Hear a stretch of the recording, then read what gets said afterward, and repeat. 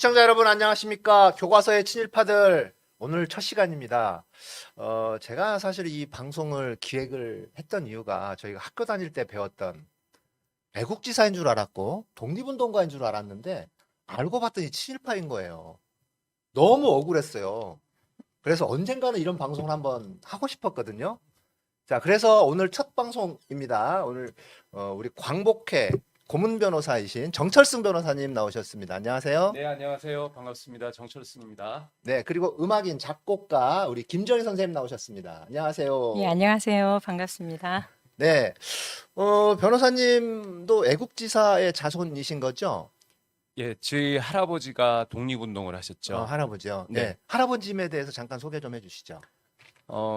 이제 규은 윤기섭 선생이시고요. 네, 1887년도에 태어나셔가지고 그 보성학교, 그러니까 지금의 그 보성고등학교, 고려대학교의 전신인 보성학교에 1회 입학을 하셨어요.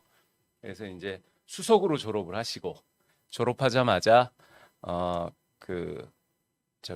정주, 평안도 정주의 오산학교로 올라가셔가지고 거기서 이제 교사 활동을 하시면서 애국계몽 운동을 하시다가 네, 1911년도에 이제 우리나라가 완전히 국권을 상실하고 나니까 이제는 더 이상 애국계몽 운동으로 나라를 되찾을 수 없다 이렇게 판단을 하시고 중국 만주로 망명을 떠나셨죠. 네. 그래서 그 독립군 양성학교 신흥무관학교를 만드셔가지고 거기서 1919년까지 한 10년 가까이 3,500명의 독립군을 양성하시다가 1919년도에 상해로 건너가셔서 네, 임시정부에 합류를 하셔가지고 네. 거기서 이제 뭐 국방부 장관 그리고 임시정부에서요. 네, 그리고 이제 임시의정원 의장 그러니까 지금으로 치면은 국회의장 네, 뭐 그런 그 요직을 맡으셨다가 이제 1945년 해방되고 나니까 임정 요인들은 급하게 다 귀국을 했는데 그 임시정부 가족들이 요인 가족들이 한 300명 정도가 당시 그 충칭에 남아 있었거든요. 그 300여 명의 가족들을 인솔하는 임무를 맡으셔가지고 반년에 걸쳐서 중국 대륙을 거의 횡단하다시피 하셔가지고 네. 1946년도 초에 한 명의 낙오자도 없이 귀국시키는 것까지로 독립운동을 그 활동을 마치셨습니다. 대단하시네요. 아니 근데 정철승 변호사님이시고 윤기섭 지사님이시잖아요. 네. 어떻게 된 거죠? 그 저희 외할아버지시고요. 외할아버지. 저희 네, 외할아버지는 이제 그러시군요. 따님만 두 분을 두셨는데 네. 저희 어머니가 장녀시고 네. 제가 장남이어 갖고 제가 장손입니다. 네, 그렇군요. 자, 여러분 그 김정희 선생님, 김정희 작곡가님이시죠. 네, 여러분들 아시는 분들도 아실 텐데 또 모르시는 분들을 위해서 자, 본인 소개 그리고 단체 소개까지 같이 좀 해주세요. 예, 네. 저는 이제 작곡가 김정희라고 합니다. 저는 이제 클래식 작곡을 전공하고 그 다음에 국악 작곡을 다시 전공을 하고요. 석사에서는 음악학을 전공을 했습니다. 그 다음에 박사에서는 음악 분석 이론 이렇게 해서 조금 소리 좀 크게. 예, 그 한반도의 남북한의 토속 민요를 전부 분석해서 제가 이제 학위를 받았고요. 그다음에 이제 제가 그 음악 공부를 하고 연구를 하면서 이제 이런 친일 음악가라든지 그 안익태 애국가의 문제점 이런 것에 이제 주목을 하게 돼서 연구를 하다가 이것은 하나 이제 시민 운동으로 우리가 해 나가야 하겠다 이런 생각을 가지고 2019년 그러니까 3.1 운동 100주년이고 또 이제 그 상해 임시정부 100주년이었잖아요. 그 해에 이제 국가 만들기 시민 모임이라는 단체를 이제 만들게 됩니다. 그 한신대의 이혜영 부총장님하고 또 이제 작곡가 신동일 선생님하고 같이 그 두 분이 이제 지금 공동 대표시고요. 주요 목적은 그 친일, 친나치 행위자잖아요. 안익태가. 그리고 또 이런 친일, 친나치 반민족 행위자가 만든 애국가. 게다가 음악적으로는 불가리아의 군가를 표절한 노래. 이것을 계속해서 마치 국가처럼 부르는 것은 있을 수 없다. 그래서 이것을 거부하고 애국가의 어떤 독점적인 지위를 하루빨리 그를 박탈을 하고 정말로 우리 그 정식 국가, 법정 국가를 다시 만들어야 한다라는 취지로 이제 국가 만들기 시민 모임이라는 단체를 결성해서 지금 계속해서 그 시민 운동 차원에서 여러 가지 심포지움이라든지 세미나 이런 것들을 해오고 있습니다. 네, 거기에서 지금 사무총장으로 이제 일하고 계시고요. 예, 예. 그러니까 이제 쉽게 말하면 시청자분들의 조금 이해를 돕기 위해서 지금 현재 사용하고 있는 애국가는 친일파가 만든 애국가다. 이거 버리자. 그리고 새로운 국가를 만들자. 그 시민 모임의 단체, 그 단체의 사무총장을 맡고 계시는 그렇죠. 거죠. 근데 이제 정확하게 말하면 새로운 국가가 아니라 네. 우리는 지금 법적으로 국가가 없는 상태거든요. 음흠. 그러니까 법정 국가가 없기 때문에 그 어떤 지위를 안익태 애국가가 누려왔던 거거든요. 네. 그래서 새로 만드는 게 아니라 사실은 이제 정식으로 최초로 음흠. 국가를 만들자 이런 것이죠. 지금 그러면 애국가는 현재 사용하고 있는 안익태의 애국가는 우리나라 뭐 법적으로 이렇게 그 인정이 된 게 아닌가요? 그렇죠. 아니죠. 법적으로 인정이 된 건 예, 예. 아니고. 예. 그 우리나라를 이게 이제 법 얘기가 나와서 제가 네네. 끼어들었는데 죄송합니다. 우리나라가 이제 국가가 있고 국기가 있고 하지 않습니까? 네. 이제 우리나라를 상징하는 그 심볼들인데 그런데 태국기는 그 법률이 제정돼 있어요. 그래서 정식 국기죠. 네, 그래서 태국기는 어떻게 그리고 그리고 어떤 때 사용을 하고 이런 것들이 법률로 딱 규정이 돼 있는데 애국가는 법률로 정해져 있는 게 아니에요. 이게 아직까지 정식적으로 애국가를 우리나라의 그 공식 법정 국가로 한다라는 입법이 되지 않았거든요. 이제 그 이유는 애국가의 어떤 표절 논란이라든가 이런 것들이 해방 때부터 계속 있었던 거거든요. 예, 그래서 이제 법이 제정되지 않았던 것으로 짐작하고 있습니다. 저는 안익태가 사실 친일파인지도 몰랐어요. 너무 부끄럽게도. 너무 부끄럽게도 친일파인지를 몰랐고 저희 학교 다닐 때는 또 전혀 그런 부분에 대해서 교육을 시키지도 않았고 제가 또 사실 대학 다닐 때 안익태의 친일 행각이나 이런 얘기를 잠깐 들었을 뿐이고 최근 들어서 친일파 관련된 부분에 대해서 관심을 갖기 시작하면서 작년에 오셨었죠. 저희 작년 여름에 예, 예. 김정인 선생님께서 한번 저희 쪽에 오셔가지고 안익태 관련된 방송을 한번 했습니다. 그래서 자, 오늘 교과서의 친일파들 그 첫 시간으로 안익태에 대해서 우리가 좀 파헤쳐 볼 텐데요. 자, 그 전에 참 우리 광복회 고문 변호사이시니까 제가 한번 여쭤볼 게 있어요. 그 몇 달 전에 윤서인이가 대충 살았다. 독립운동가들은 독립운동가 대충 살았다. 후손들이. 이런 예. 발언을 했어요. 정말 분노가 치밀어 올랐었는데 어떻게 된 건가요? 그게? 그게 올해 이제 1월 초에 있었던 일인데요. 네. 굉장히 뜬금없이 만화가 네. 그 윤서인이라는 사람이 거물 친일파 이해승이라는 사람이 있는데 그 이해승의 손자가 사는 그 아주 저택의 사진과 그 다음에 이제 독립유공자의 후손이 사는 거의 뭐 무너질 것 같은 그런 집의 사진을 딱 대조를 하면서 뭐 해방된 지 지금 70년 이상 지났는데 왜 그 친일파 후손들은 이렇게 잘 사는데 독립운동가 후손들은 이렇게 못 사냐? 이건 뭐 대충 살았기 때문 아니겠느냐? 그러면 100년 전에도 친일파는 그러니까 독립운동가라고 하는 사람들은 대충 산 사람이 아니었을까? 이런 포스팅을 해버렸죠. 그래서 이제 굉장히 그 큰 무리를 일으키고 사회적인 공분을 일으켰습니다.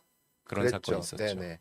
그리고 고소고발이 진행이 됐나요? 명예훼손으로 지금 유족들이 독립운동가 후손분들께서 윤서인을 상대로 지금 고소가 진행이 된 상태인가요? 네, 법적인 이제 절차가? 지금 현재는 독립운동가 후손들이 네. 윤서인을 상대로 수억 원, 지금 현재 한 5억 원 가까이 되는 위자료 청구 소송을 제기하고 있고요. 어허. 지금 계속해서 이제 그 신청자들이 대기를 하고 있어요. 지금 우리나라에 한 8만 명 정도의 독립유공자 후손들이 있는데 네. 이분들이 다 그 위자료 청구를 할 수 있는 자격을 갖고 있거든요. 그리고 이제 그 사건은 이제 저도 독립운동가의 후손일 뿐만 아니라 그 독립운동가 후손 단체인 광복회 고문 변호사기 때문에 제가 그 사건을 대리를 하고 있습니다. 그런데 왜 그곳을 뭐 형사 고소나 이런 식으로 하지 않고 그 민사상 손해배상 청구인 위자료 청구로 하느냐 묻는 분들이 있는데요. 그 윤서인이라는 사람은 주기적으로 이렇게 사회적인 큰 무리를 일으키면서 그러한 어떤 무리 행위를 통해서 사람들의 관심을 끌어모으고 돈을 벌어요. 그래서 이미 뭐 비슷하게 해가지고 그 고 백남기 그 네, 노인 네 이제 유족들을 명예훼손 해가지고 형사처벌도 받았지만 그때 뭐 벌금 몇 백만 원인가 뭐 이제 그거 냈지만 그 일로 인해 가지고 뭐 후원금 뭐 이런 식으로 해갖고 훨씬 엄청난 경제적 이득을 취했다고 알려져 있거든요. 그래서 그 사람은 돈을 벌기 위해서 그런 공분을 자아내는 무리를 일으키는 짓을 하기 때문에 그 사람이 그런 행동을 하는 어떤 목적인 그 금전적인 아주 심각한 피해를 주는 것이 그런 일들을 막는 방법이라고 저희가 생각을 한 거죠. 네, 그렇군요.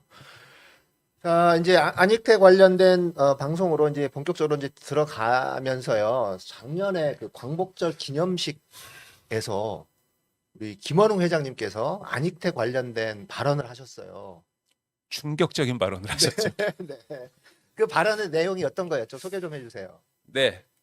그 광복 회장은 해마다 3.1절 기념식과 광복절 광복절 기념식 기념식. 때 이제 그 기념사 비슷한 네.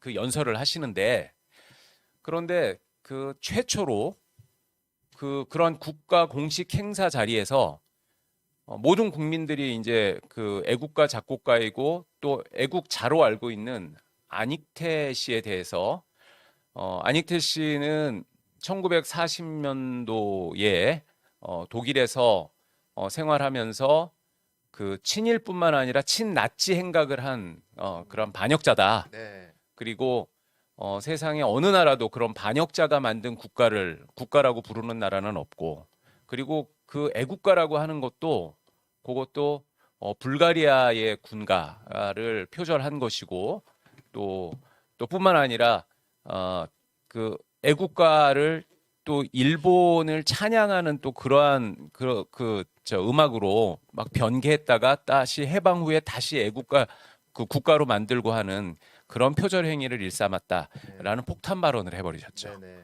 그랬죠. 그래서 지금 법적인 절차가 진행 중이지 않나요? 안익태 후손들이 법적인 절차를 또 진행을 하고 있었던 걸로 알고 있는데. 그 이제 김원웅 회장님이 그 얘기를 그 8.15 기념식에서 한 번 하고 말았으면은 좀 어떨지 모르겠는데 네. 그 후로 온갖 방송에 다 출연해가지고 네, 저희 쪽에 나오셔가지고 저희에서도 이제 그 했었죠. 발언을 아주 더 세세하게 계속하고 다니셨어요. 그렇군요. 예, 이제 작심을 하고 하셨던 일 같은데 이제 그러고 나니까 바로 그 안익태 씨의 조카라는 분이 음, 김원웅 회장을 사자 명예훼손죄로 이제 고발을 해버렸죠. 네. 그런데 그게 이제 작년 한 11월 말경의 일이었고요. 그래서 지금까지 지금 이제 5월 초니까 한 5개월 정도 지났잖아요. 그 사이에 경찰에서 수사가 진행됐는데 얼마 전에 한 2주 전쯤에 경찰에서 혐의 없음 처분을 내리고 일단은 종결이 됐는데요. 근데 하지만은 그 고소인 측에서 또 이의를 제기하는 절차가 남아 있기 때문에 네. 그리고 또 이제 고소인 측이 경찰의 무혐의 처분을 받아들일 수 없다. 이제 그렇게 해서 아마 이의 제기하는 절차가 진행될 겁니다. 그거는 이제 검찰에서 진행될 것 같습니다. 네, 그렇군요. 자, 이제 안익태 관련된 이야기를 조금 하겠습니다. 안익태는 어떤 사람이었죠? 뭐 그 시절에 1세대 음악가들이 거의 그렇듯이 이제 교회를 통해서 뭐 찬송가 이런 거를 통해서 음악을 접했고요. 이제 큰형이 안익삼이죠. 큰형이 이제 바이올린을 사줘가지고 음악을 이제 본격적으로 공부를 하게 됩니다. 그 다음에 이제 트럼펫도 배우고 첼로도 배우고 이러는데 일본의 그 도쿄에 가서는 첼로를 전공을 했고요. 미국에 가서는 이제 그 첼로를 계속해서 공부를 하면서 샌프란시스코 신시내티 음악학교에서 이제 그 공부를 하게 됩니다. 그리고 신시내티, 그 필라델피아 이런 교향악단에 입단까지 하게 됩니다. 자료 화면을 한번 보실까요? 아닉테, 일본 이름으로는 에키타이 안입니다. 아닉테의 그 친일 친나치 반미족 행위의 역사를 한번 쭉 훑어보죠. 말 네. 나온 김에 1906년에 평양에서 출생을 했고요. 평양 숭실중학교에 입학을 합니다. 숭실중학교 출신들이 굉장히 많잖아요. 우리 그 독립 그 운동하셨던 분들 중에서도 그 다음에 이제 일본으로 유학하고 또 미국으로 유학하고 집이 1937년에는 그렇죠. 그렇다고 봐야죠, 일단. 1937년에는 유럽으로 가서 거기서 이제 본격적인 친일 친나치 그 행위들을 하게 됩니다. 1938년에 한국 한상곡을 초연을 하는데요. 이때에는 애국가 선율이 포함이 됩니다. 그리고 이제 지금 우리가 부르고 있는 애국가는 1935년에 작곡한 걸로 나오는데요. 이 한국 한상곡을 유럽에서 계속 이제 연주를 하고 지휘를 하는데, 곡 이제 뒤에 다시 한번 찾아보도록 하겠습니다. 그 부분은 자세하게는요. 우선 에키타이 안이라는 일본식 이름이 최초로 등장한 것은 1938년입니다.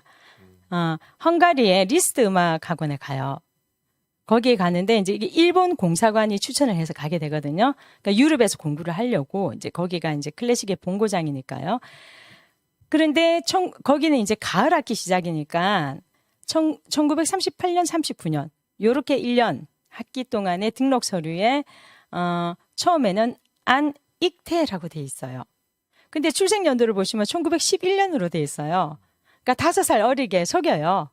독일 가서도 이거는 계속해서 속이거든요. 자기 나이를. 예, 그렇죠. 그게 이제 어떤 조금 더 그 지원을 오래 받기 위한 이런 의도가 아니었을까 싶고요. 38년, 39년 학기에는 그랬는데 그 다음 학기인 39, 40 학년도에는 에키타이라고 일본식 이름을 씁니다. 그리고 이제 이때 좀 충격적인 거는요. 종교를 적는 난이 있는데 본인과 모친은 개신교, 부친은 불교라고 썼거든요. 이때에는. 그러니까 이름은 일본식으로 바꿨지만 근데 그 다음 해인 1940년, 41년도에는 이걸 전부 신도라고 기록을 합니다. 신도라고 하면 그렇죠. 일본의 전통 신앙이잖아요. 그 일본 사람들의 정신 어떤 생활을 바탕이 되는 그 신도인데, 근데 이 이제 아닉테 대부분의 친일 음악가들을 옹호하는 이론이 그 시절에 누가 친일 안 했냐, 뭐 먹고 살려면 어쩔 수 없었지만 이런 이야기들을 하는데, 아니 지금 이제 유학생이잖아요. 뭐 유명한 음악인도 아직 아니고 그런 상태에서 신도로 자기가 그 종교까지, 게다가 이때 이미 부친은 돌아가신 상황이었거든요. 이거를 누가 강요해서 할 리는 없죠. 그런 것들은 조금. 그래서 이것은 아마 조금 더 지원을, 그러니까 일본이 지원을 해야 유럽에서 공부가 가능한 그런 상황이었기 때문에 그렇지 않은가, 그렇게 생각을 하고요.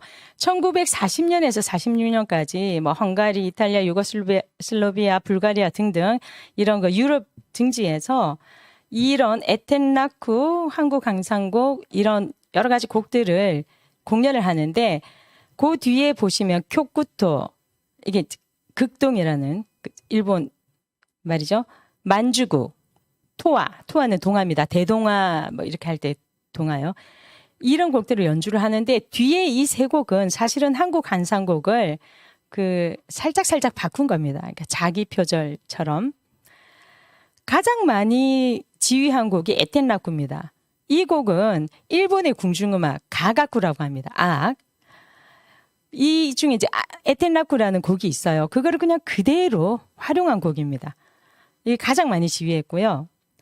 그러니까 이런 것들이 굉장히 그 친일적이라는 거죠. 그리고 아닉테가 활동했던 국가들을 보면 대부분 추축국이고요. 아니면 나치 독일의 점령지, 그때 당시에 파리 이런.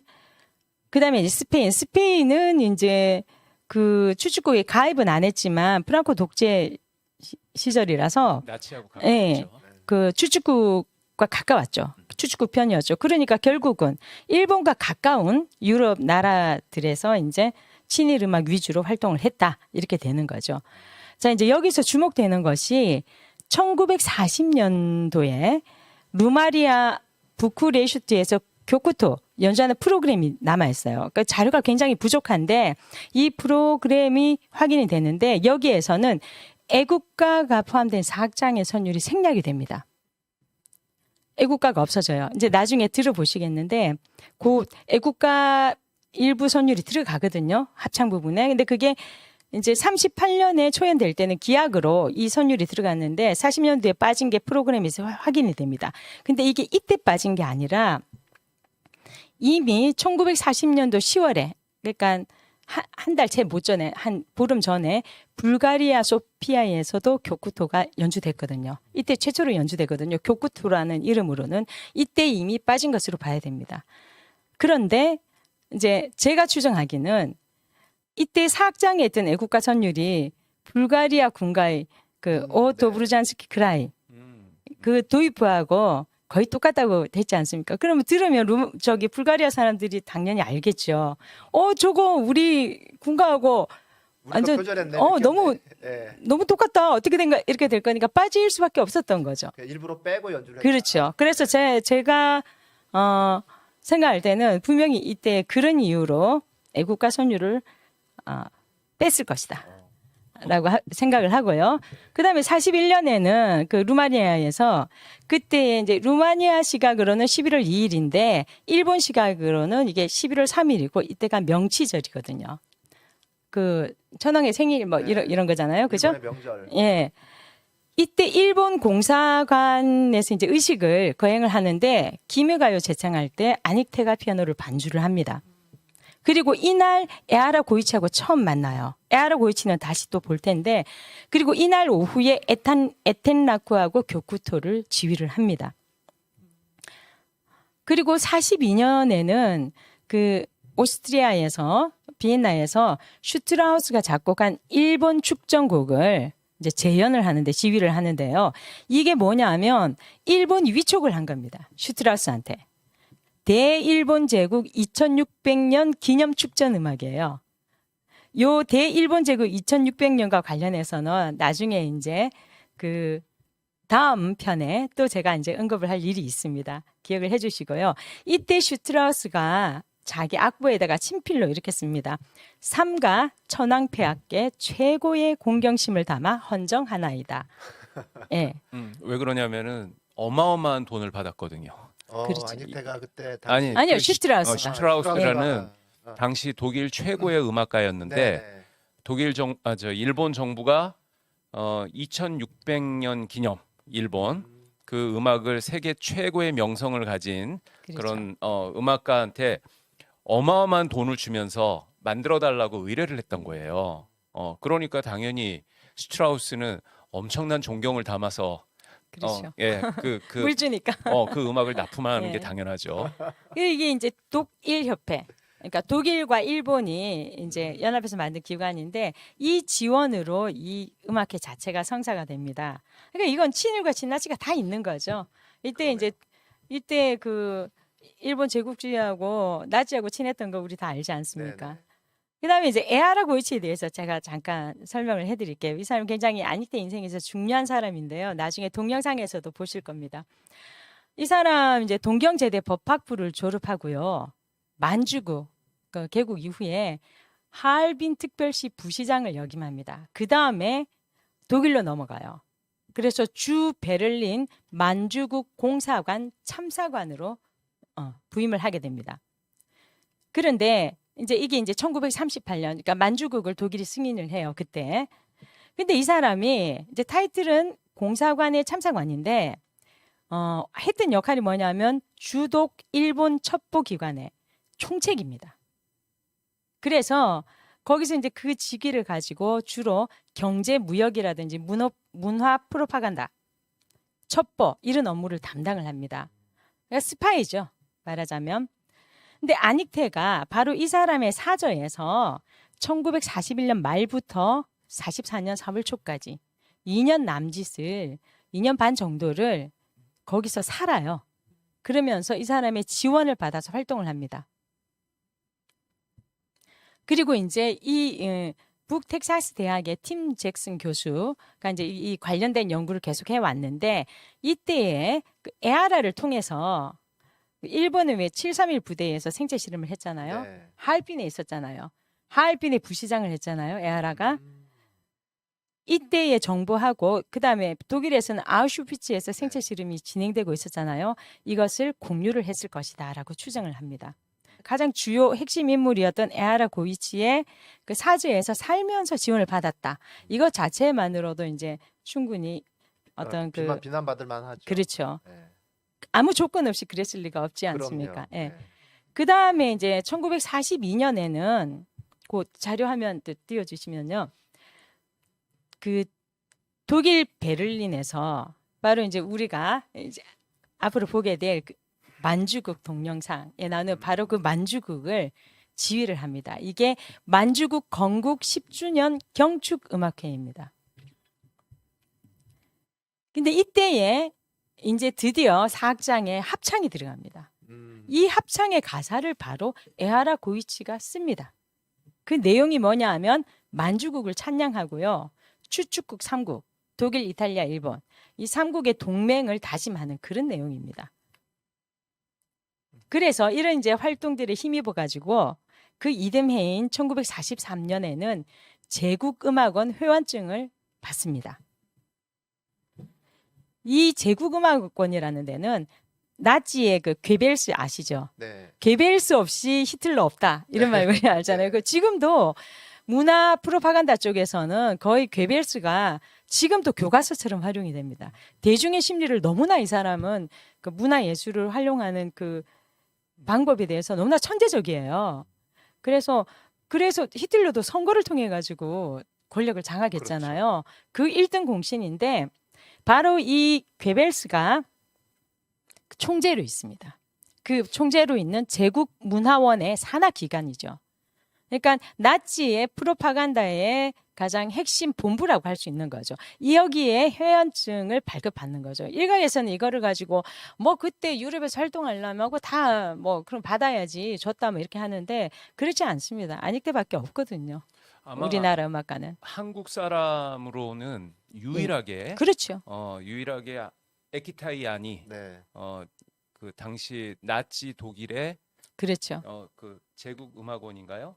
예, 회원 제국 회원으로. 음악원의 회원이었을 거예요. 예. 한국 사람으로는 유일하게. 그렇죠. 네. 앞으로도 조선 없겠죠. 사람. 앞으로도. 조선 대세. 그래서 그때 이제 그 회원증에 네. 그 내용을 보면 여기도 안 에키타이라고 돼 있고요. 여기도 생년월일이 1911년으로 계속 유지가 됩니다. 그 다음에 원래 평양 출신이잖아요. 근데 동경이라고 적어요. 출생을.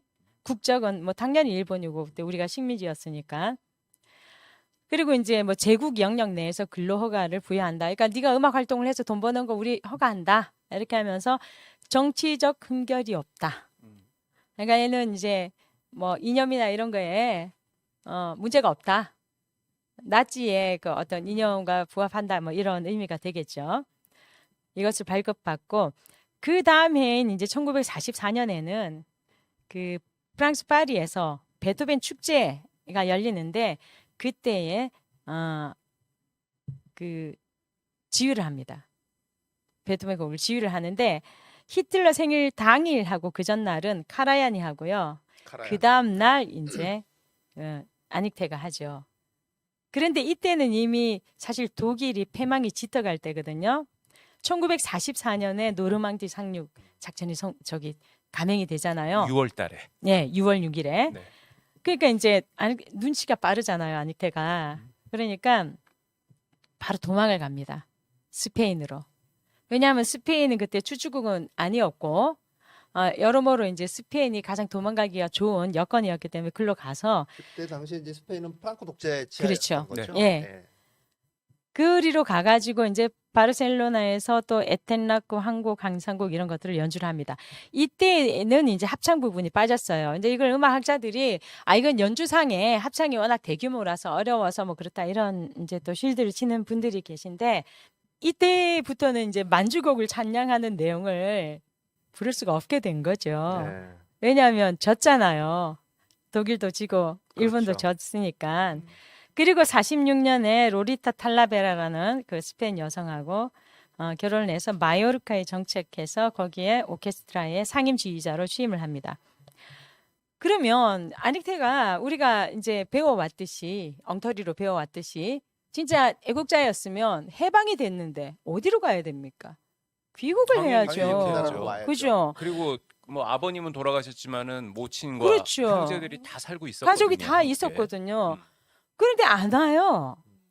무려 10년 동안이나. 예, 안 오고 1955년이나 돼서 오는데 왜 오느냐 하면 이승만이 초청해가지고 이승만 제80회 탄신 경축음악회 여기에서 한국한상곡 지휘하려고 오는 거예요. 계속 스페인에서 살았던 건가요? 계속 네. 죽을 때까지 삽니다.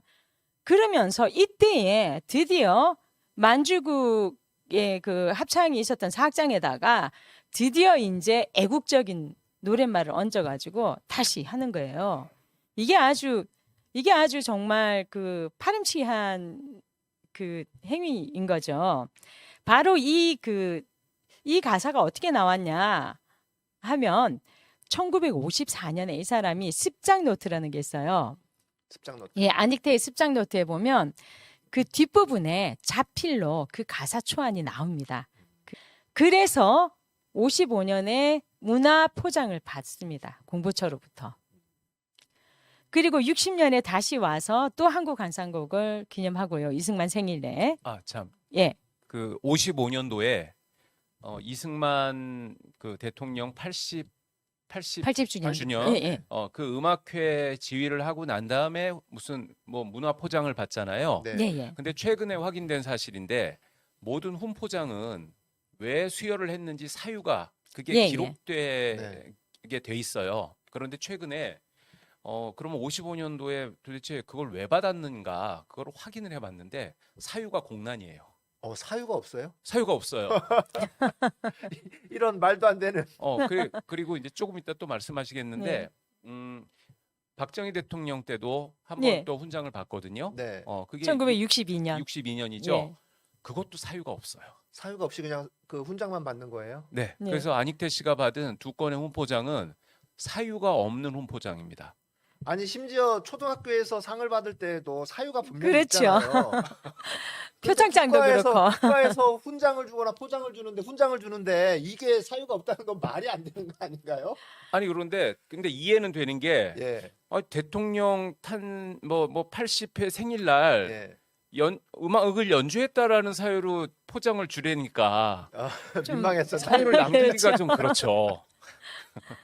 그래서 이제 62년에도 그 박정희를 위해서 한국한상곡 이렇게 하고 또 레코드 선물하고 지휘봉도 막 헌정하고 이러면서 이 훈장을 받고요. 그러니까 그것도 예. 그것도 이제 그 구테타의 그 지도자잖아요. 네, 그때 박정희. 박정희 소장이. 예.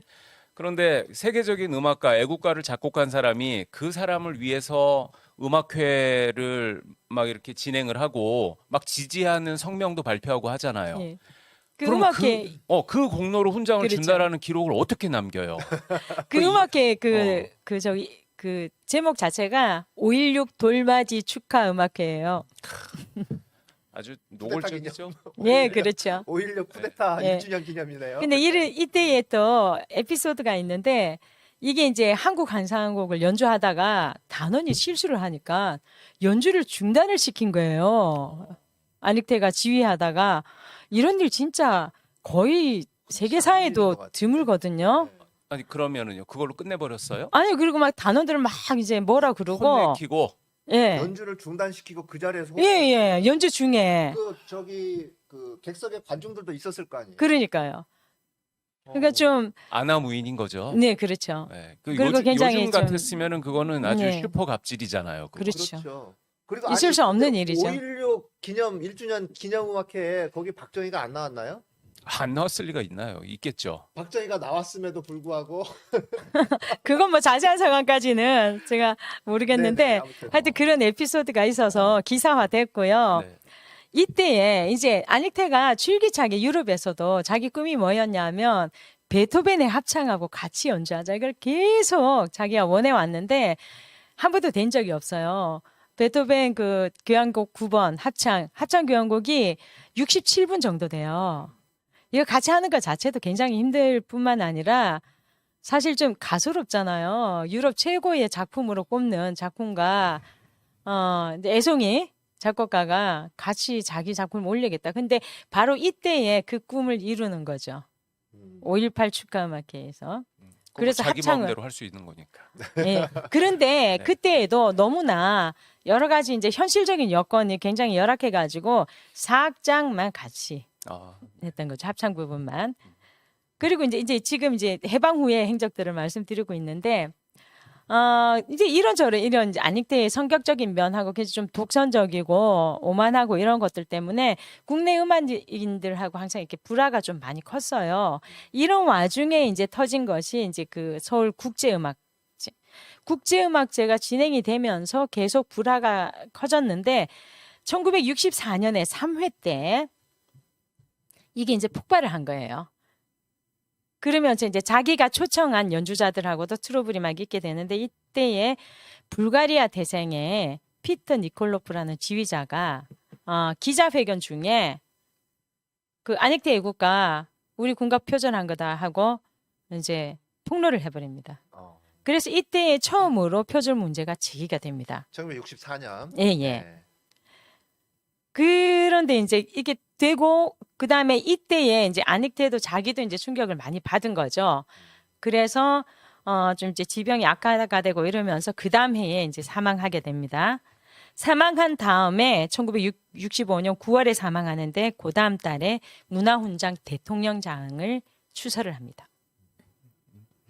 그리고 2009년에 친일 인명사전에 등재가 되죠. 인종문제연구소에. 그 예. 아까 전에 제가 이제 말씀드렸던 그 김원웅 광복회장 고소 사건 있지 않습니까? 네. 제가 이제 그 사건의 변호인이었기 때문에 안익태 씨의 그런 어떤 친일 행각과 애국가의 표절 이제 관련된 그 많은 문헌들 뭐 단행본과 논문 같은 것들을 이제 공부를 열심히 했어요. 그 원래 변호사들이 사건 맡으면 열심히 공부부터 하거든요. 그래서 이제 안익태 씨와 애국가에 대해서는 이제 저도 조금 거들 수가 있는데 그 김정희 교수님이 아주 상세하게 설명해 주셨던 것처럼 안익태 씨는 평양에서 태어나서 16살에 일본 유학을 가가지고 일본에서 10년 동안 수학을 하고 네. 그리고 미국 유학을 가서 8년 동안 또 거기서 공부를 하고 그 다음에 유럽으로 건너가가지고 그 죽을 때까지 1965년 스페인에서 죽을 때까지 끝끝내 고국으로 귀국하지 않아요. 예. 이제 이런 행적이 과연 그분이 정말 애국자 맞는가라는 의문을 자아내죠. 근데 이제 우리는 그 이유를 대충 짐작하죠. 그렇죠. 귀국을 할 수가 없었던 거죠. 1944년에 이제 그 연합군이 노르망디 상륙 작전으로 이제 막 그 노도와 같이 네. 유럽에 상륙해서 막 독일부터 점령해 가잖아요. 그때 그냥 그 가까스로 그 프랑코 치하의 스페인으로 도망가거든요.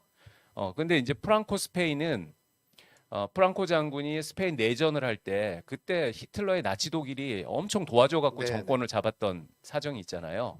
그래서 이제 프랑코 정권의 보호를 받았는데 45년도에 전쟁이 끝나고 일본이 패망한 다음에도 10년 동안 정말 쥐죽은 듯이 살았어요.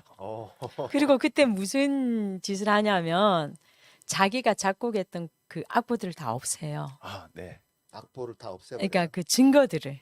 그래서 만주국의 악보가 안 보이는 거예요. 그러니까 과거를 예, 전부 다 과거를 세탁해버린 지우는 거죠. 그런 심지어 일을 해요. 얼마나 그 사람이 에키타이 아니 철저하게 몸조심을 했냐면 스페인이 프랑스하고 국경을 접하고 있잖아요. 프랑스에 굉장히 가까운 지역에서 끝까지 살았어요. 그럼에도 1955년 전까지 프랑스에도 한 번도 가지 않았어요. 왜 그러냐면 프랑스에 가면 이제 나치 전범으로 체포될 그렇죠. 위험이 체포될 수 있으니까.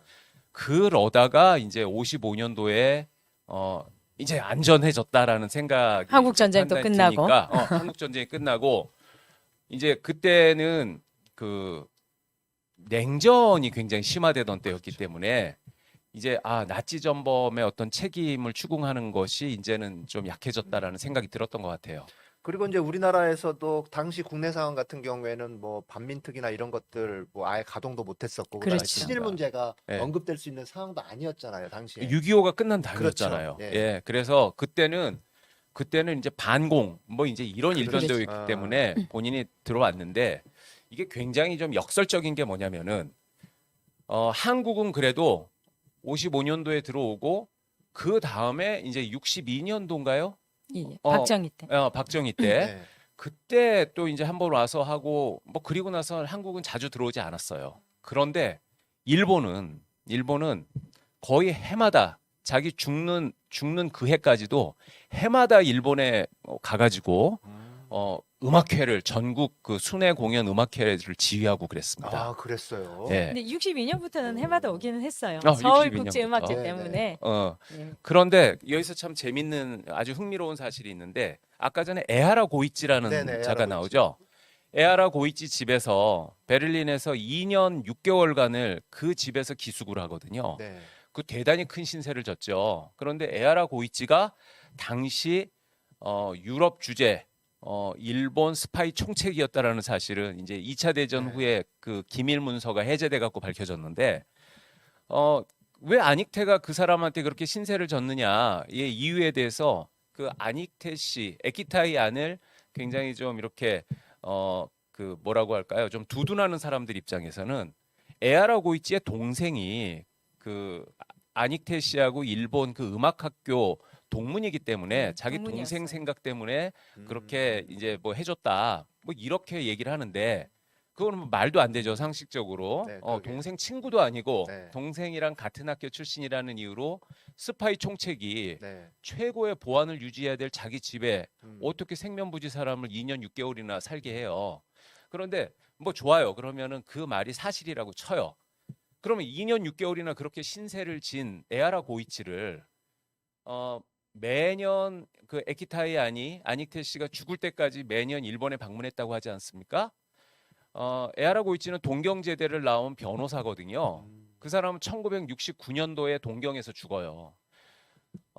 단 한 번도 에키타이 에하라 고이치를 방문했다는 기록이 없어요. 찾아가지 않아요. 네. 자기가 그렇게 인간적인 어떤 신세를 졌던 사람이라면 혜택을 입었다면 네, 인간적인 혜택을 입었다면 인간적인 관계로 네. 그런 신세를 졌다면 당연히 일본에 가면 방문도 하고 해야 될 텐데 한 번도 만나지도 않아요. 그것은 그 두 사람의 관계가 사적인 관계가 아니라 공적인 관계였다라는 걸 보여주는 거죠. 그러니까 둘 다 스파이였을 가능성이 매우 높다. 100%죠 뭐. 에하라 고이치는 확실한 스파이고 예, 이제 안익태는 그의 지원을 받아서 그렇죠. 뭐 예. 문화 프로파간다 용역 이런 것들을 음. 집행한 사람이라고 볼 수가 있는 거죠. 그런데 네. 이제 이런 것들이 계속 알려지면서 그 이제 숭실대 딱 들어가면 안익태 기념관 있지 않습니까? 거기서 안익태 기념관 간판을 내려요. 음. 2020년 11월에. 그러니까 숭실대는 숭실대 출신의 아주 가장 자랑스러운 동문으로 네. 안익태 씨를 꼽았거든요. 네. 그래서 안익태 기념관이 바로 정문 앞에 잘 보이게 들어가면 있었어요. 바로 보이거든요. 그런데 그 간판을 언제 내렸죠? 2020년 11월에 내렸고요. 네. 그다음에 이제 그 바로 옆에 거기 조만식 선생이 아마 그 학교 네네네. 출신이죠. 예. 그리고 굉장히 조만식 많아요. 기념관도 수십 있죠. 명이 되는데 네. 그 독립 운동가들의 어떤 저 기념비를 세워요. 네. 예. 지금 세워져 있고요. 네. 그리고 이제 이것과 맞물려서 올해 초에는 그 항단연 그러니까 사단법인 항일 독립 선열 선양 단체 연합 네. 여기에서요. 그 문체부에 안익태 서문 박탈을 요청을 합니다. 지금 요청이 관련 자료들이 들어가 있는 상태입니다. 그러니까 그 서운 박탈을 요구하면서 왜 안익태 씨가 훈포장을 받았는지 사유를 보자 했더니 네. 드러난 거예요. 사유가 안 적혀 있어요. 그래서 드러났군요. 네. 근데 이제 이 항단연에서는 2017년에도 그 인천 김성수 고대 설립자의 그 서운을 박탈을 한 네. 전례가 네. 있죠. 예. 있죠. 그 선거를 했었거든요. 그래서 이 친일 진나치 행위 입증 만약에 되게 되면 바로 이제 박탈이 되는 것이고 그러면은 애국가 철폐 이제 수순으로 들어가게 되는 것이죠. 입증은 거의 다 됐다고 봐야 되고 그렇죠.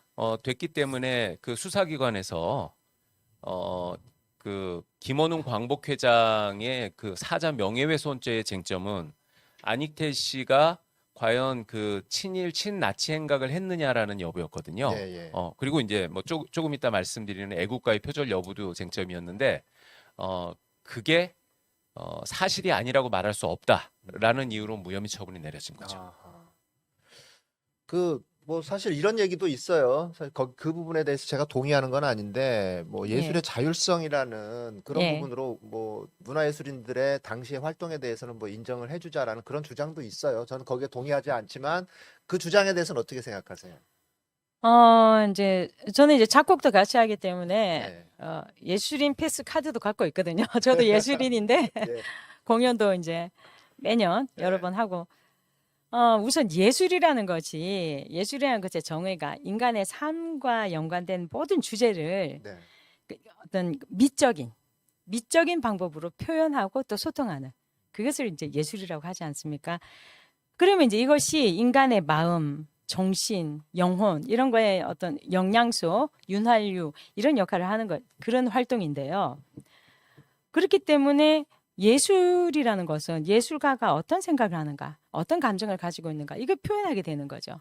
그리고 이제 그거를 통해서 자아 성취라는 이제 그걸 추구하게 되는데, 근데 이런 개인적인 영역에만 머물지가 않는다는 것이죠. 예술이라는 것이 가진 그런 속성 때문에 다른 사람의 어떤 마음과 정신과 영혼에 영향을 주는 그런 기본적인 속성을 가진 이런 특성을 가진 영역이기 때문에 이것이 개인적인 영역으로 절대로 그치지가 않습니다. 그리고 때에 따라서는 한 시대의 변화를 이끌기도 하잖아요.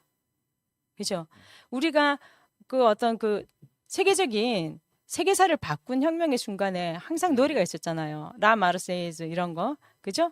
그런 것처럼 이렇게 다수 대중의 공감대를 형성해가지고 새로운 시대를 여는 그런 역사적인 역할을 담당하기도 했다는 거죠. 예술이. 특히 이제 노래, 음악, 노래 이런 것들은. 그러면 이제 그런 그 미적인, 감성적인, 또 직관적인, 또 상징적인 특성으로 인해 가지고 시공을 넘어가지고 이렇게 폭발적인 그 영향력을 발휘하기도 하거든요. 우리 입을 위한 행진곡, 그 홍콩 민주시위 때 부르고 막 이랬듯이. 그리고 저 남미의 그 뭐 기차는 8시에 떠나고 이런 노래 우리가 부르고 이러듯이요. 그렇기 때문에 예술 활동이라는 것은 단지 한 개인의 미적 영역에 국한되는 게 아니라는 거죠. 그래서 예술가는 자신의 행위가 이런 우리 사회에 어떤 영향을 미칠 것인가 이게 대해서 항상 숙고하고 고민을 해야 된다는 것입니다. 네. 그리고 그 사람의 예술 활동이 어떤 악의를 가지지 않았다 해도 악의적인 의도가 없다고 할지라도 나의 어떤 활동으로 인해서 결과적으로 부정적인 영향을 미쳤다면 당연히 거기에 대해서는 반성해야 되죠. 그리고 그런 행위에 대해서 내가 어떤 뭐 부나 명예나 이런 것들을 반대급부를 받은 게 있다면 그건 당연히 철회를 하고 반납을 해야 되는 것이고요. 그리고 이런 그 스스로 반성하지 않은 행위에 대해서는 당연히 사회적인 비판이 필요한 거죠. 네. 그리고 위법적 행위에 대해서도 사회적인 처벌이 필요한 거고요. 그 음악학 박사인 우리 김정희 교수님은 저렇게 이제 굉장히 어렵게 말씀을 하시는데 그냥 제 생각은 뭐냐면 누가 아니케 씨가 음악가로서 예술 활동을 한 걸 뭐라고 합니까? 그렇죠. 그 사람은 예술 활동을 한 것을 비난받는 게 아니라 네. 그렇죠, 맞습니다. 그 부역 활동을 했기 때문에 비난받는 것입니다. 그렇죠. 예, 그 사람은 음악으로서 그 우리나라의 침략국인 일본의 이익에 그 도움을 주기 위한 그러한 활동을 예술을 빙자해서 했고요. 이제 가령 그런 거예요. 그 만주 환상곡, 네. 그러니까 1942년 9월 달에 그 만주국은 일본의 그 괴뢰 국가잖아요. 그냥 일본이에요. 네, 일본이 그렇죠. 예. 그 만주국 창설 10주년 기념 행사에서 자기가 코리안 환타지로 작곡을 했던 바로 그 음악을 만주 환타지로 바꿔버려 가지고 지금 우리가 애국가라고 부르는 그 선율에다가 아까 전에 그 일본 스파이 총책 에아라 고이치라는 사람이 쓴 가사를 붙여가지고 합창을 연주하거든요. 그 합창의 가사를 읽어보면 기가 막힙니다. 그거 조금 이따가 네네. 예, 그거 그러니까, 해주시겠습니까? 예. 그거 보면은 그냥 쉽게 말하면 일본, 독일, 이탈리아 주축국들은 힘을 합쳐서 단결해가지고 전쟁에서 이기세 뭐 그런 내용이에요. 그런 행위를 한 자가 무슨 예술을 했다라는 그런 어떤 변명이 받아들여지겠습니까? 그러게요. 그 1940년부터 1944년까지 프랑스가 나치의 지배하에 있었죠. 단 4년 동안 나치의 지배하에 있었는데 그 4년 동안의 지배하에 있으면서 사실 이제 나치로부터 해방이 되고 프랑스는 처절한 반성을 하죠. 그리고 12만 명의 예. 친나치에 부역했던 사람들을 처단을 합니다. 처벌을 네. 하죠. 음. 이제 그런 기준으로 한다면 거기는 4년 동안 12만 명을 처벌했기 때문에 우리나라는 일제치하 35년, 36년 동안에 그 기간 동안 처벌을 받아야 될 사람은 100만 명도 넘는 거예요. 음. 그 기준으로 그렇죠. 한다면. 네. 근데 지금까지 단 한 명의 친일파들도 제대로 처벌받은 일이 없었잖아요. 그렇죠. 단 한 명도. 네. 그런데 이제 사실 뭐 제가 비유를 해서 말씀드리자면 그렇게 생각할 일은 좀 아닌 것 같아요. 왜냐하면 제가 이제 변호사라면서 이혼 사건도 하거든요. 네. 그런데 그 예컨대 결혼한 지 한 1, 2년밖에 안 된 부부가 그냥 뭐 파경을 맞아가지고 이렇게 와요 변호사한테. 그러면은 도대체 배우자한테 불만이 뭐냐? 그거 써갖고 와라. 그러면 이만큼 써갖고 옵니다. 그런데 한 20년 부부 생활을 한 사람들이 뭐 어떻게 이제 파경이 돼가지고 찾아와요. 그러면 그럼 배우자에 대한 불만을 써와라. 그러면 몇 장 안 돼요. 그 좀 약간 그런 게 있어요. 그러니까 이 적의 어떤 강점, 지배를 오래 받아버리면 그것이 일종의 어떤 그 생활이 돼버리고 익숙해져 버리는 물들어버리는군요. 거죠. 네, 그래서 그 뭐 이를테면은 뭐 아니 그 뭐 친일 그 여기서 이제 우리가 친일이라고 말하면 안 되는데 반역을 하지 않은 사람이 누가 있느냐? 다 일본에 빌붙어 가지고 거기서 먹고 살지 않았느냐? 이제 이래 가지고 반역에 대한 감이 무뎌져 버리죠. 아, 그렇죠. 예, 그리고 비난하는 사람과 비난 당하는 사람들이 믹스가 돼 버리죠. 이제 그래서 그런 건 있지만 그럼에도 불구하고 명백한 반역과 그냥 어쩔 수 없이 그냥 일본에 그냥 그렇죠. 그냥 빌붙어서 아니면은 저항하지 않고 체념하고 산 거는 질적으로 다른 거거든요. 그런데 그 질적으로 다른 것에 대한 구분을 하지 않고 반역을 단죄하지 않았다라는 게 그게 이제 우리의 문제였죠. 네, 네, 그렇죠. 자, 애국가에 대한 어떤 좀 비판으로 좀 넘어가 볼게요. 애국가가 예, 이제 예. 표절되었다, 뭐 여러 가지 이제 얘기가 있잖아요. 뭐 그런 부분들에 대해서도 좀 한번 말씀을 해주시죠. 아, 애국가 표절 이제 문제는 아까 말씀드렸듯이 1964년에 네, 그 피터 니콜로프. 예, 니콜로프가 처음으로 제기한 이후에 이제 화면을 좀 볼까요? 네, 표절을 최초로 주장한 게 이제 피터 니콜로프고요. 그 다음에 이제 보리스 크리만리에프라고 이 사람도 불가리아 태생이에요. 이 사람이 악보를 보내옵니다. 그러면 이제 이유선 씨가 표절이네 이렇게 하고 그 다음에 이제 제임스 웨이드라는 이제 미국의 작곡가인데 코리안 타임스 이런 데서 기자 활동을 하고 있었어요. 그 사람이 논문을 냅니다. 네. 그러니까 표절을 입증하는 최초의 논문을 미국인이 써요. 이렇게 하니까 이제 그 모윤숙을 비롯해서 그쪽 안익태 재단 그 기념사업회 그쪽에서 공석준이라는 전 연대 교수 지금 이제 사망했는데 이분한테 반론을 좀 해달라라고 해서 공석준 씨가 표절을 부정하는 반론을 씁니다. 그 다음에 여기에 대해서 이제 노동원 선생이 그래도 표절 의심이 된다라는 글을 쓰긴 하는데 이제 노동원 선생님 같은 경우에 그 한국 근현대 음악사를 주로 하신 분이라 음악 분석 쪽을 전공하신 분은 아니거든요. 그러니까 음악 분석 쪽의 논문은 못 쓰신 거죠. 그리고 이제 그러니까 음악계에서는 본격적인 분석 반박 논문이 안 나온 거예요. 그러다 보니까 이거 이제 뭐 표절 시비는 이제 물 건너갔다. 음악계에서는 아닌 걸로 일단락됐다. 이런 이야기를 이제 뭐 허영한 교수 이런 사람들이 해요. 그런데 의외로 그 이종우라는 분이 한국과학저술인협회 회장 음악가가 아니에요. 네. 근데 이분이 파리에 그 놀러 갔다가 아는 사람 결혼식에 갔다가 그 오 도브루잔스키 크라이를 연주를 듣게 돼요. 이거 우리 애국가인데 이렇게 된 거예요. 그래서 이거 이상하다 이러고 파헤쳤어요. 그래서 뭐 한국을 속인 거짓말 이런 책을 내면서 거기에 안익태 애국가 표절 문제를 다시 한번 꺼내요. 그게 2015년이었네요. 예, 네. 책이 나오고 그다음에 이제 저는 계속해서 그 음악을 전공을 제가 이제 그 뒤늦게 했거든요. 33살 때부터 음악을 전공했는데 음악 전공하면서부터 저는 이제 이 사실을 알게 되었는데 그 우리 음악계 분위기 자체가 물론 이제 저도 전문성도 쌓아야 되고 이래서 못 쓰고 있다가 2019년에 이제 그 100주년 3.1운동 임정 100주년 하면서 그 한신대 이혜영 그 부총장님의 안익태 케이스라는 책이 굉장히 그 주목을 받게 되잖아요. 네. 그러면서 분위기가 다시 우리 그 친일 문제가 막 사회적으로 뜰 때에 그때 이제 시기가 됐다고 제가 이제 논문을 써서 낸 게 1919년에 작년도. 내고 네. 그 19년 12월에 올라갔는데 이거 그리고 올해에도 한 편 냈고요. 그렇군요. 그러니까 이제 이렇게 애국가의 표절 여부를 예, 음악학적인 그런 그렇죠. 이론적인 분석을 통해서 최초로 그렇죠. 입증을 해버리신 거죠. 그렇죠. 그다음에 이제 화면을 보시면 이 표절과 관련돼서 역사적인 측면에서 논쟁이 좀 있었는데요. 뭐냐면 이제 1935년 11월에 이게 작곡이 됐다. 근데 안익태가 유럽에 간 거는 37년이거든요. 그러니까 표절이 아니다. 불가리아 가기 전에 작곡한 거다. 이제 이런 이야기를 계속 해와요. 그리고 이제 이혜영 교수에 의해서 35년 12월 28일에 초연이 됐다는 게 밝혀졌고요. 그러니까 불가리아를 방문하기 전에 애국가가 작곡되고 연주된 것은 사실이에요.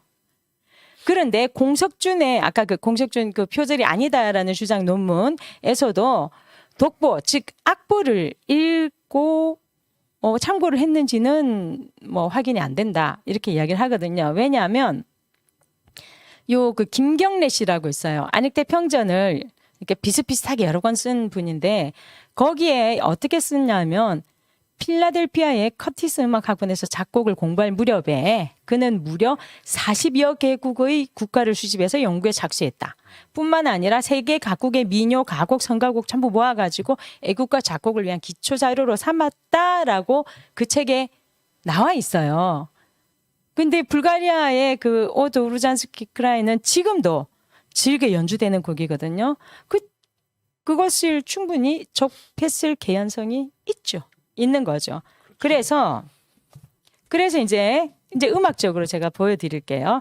안익태 애국가 우리가 뭐 다 아니까 네. 별로 부르고 싶지는 않으니까 그냥 보죠.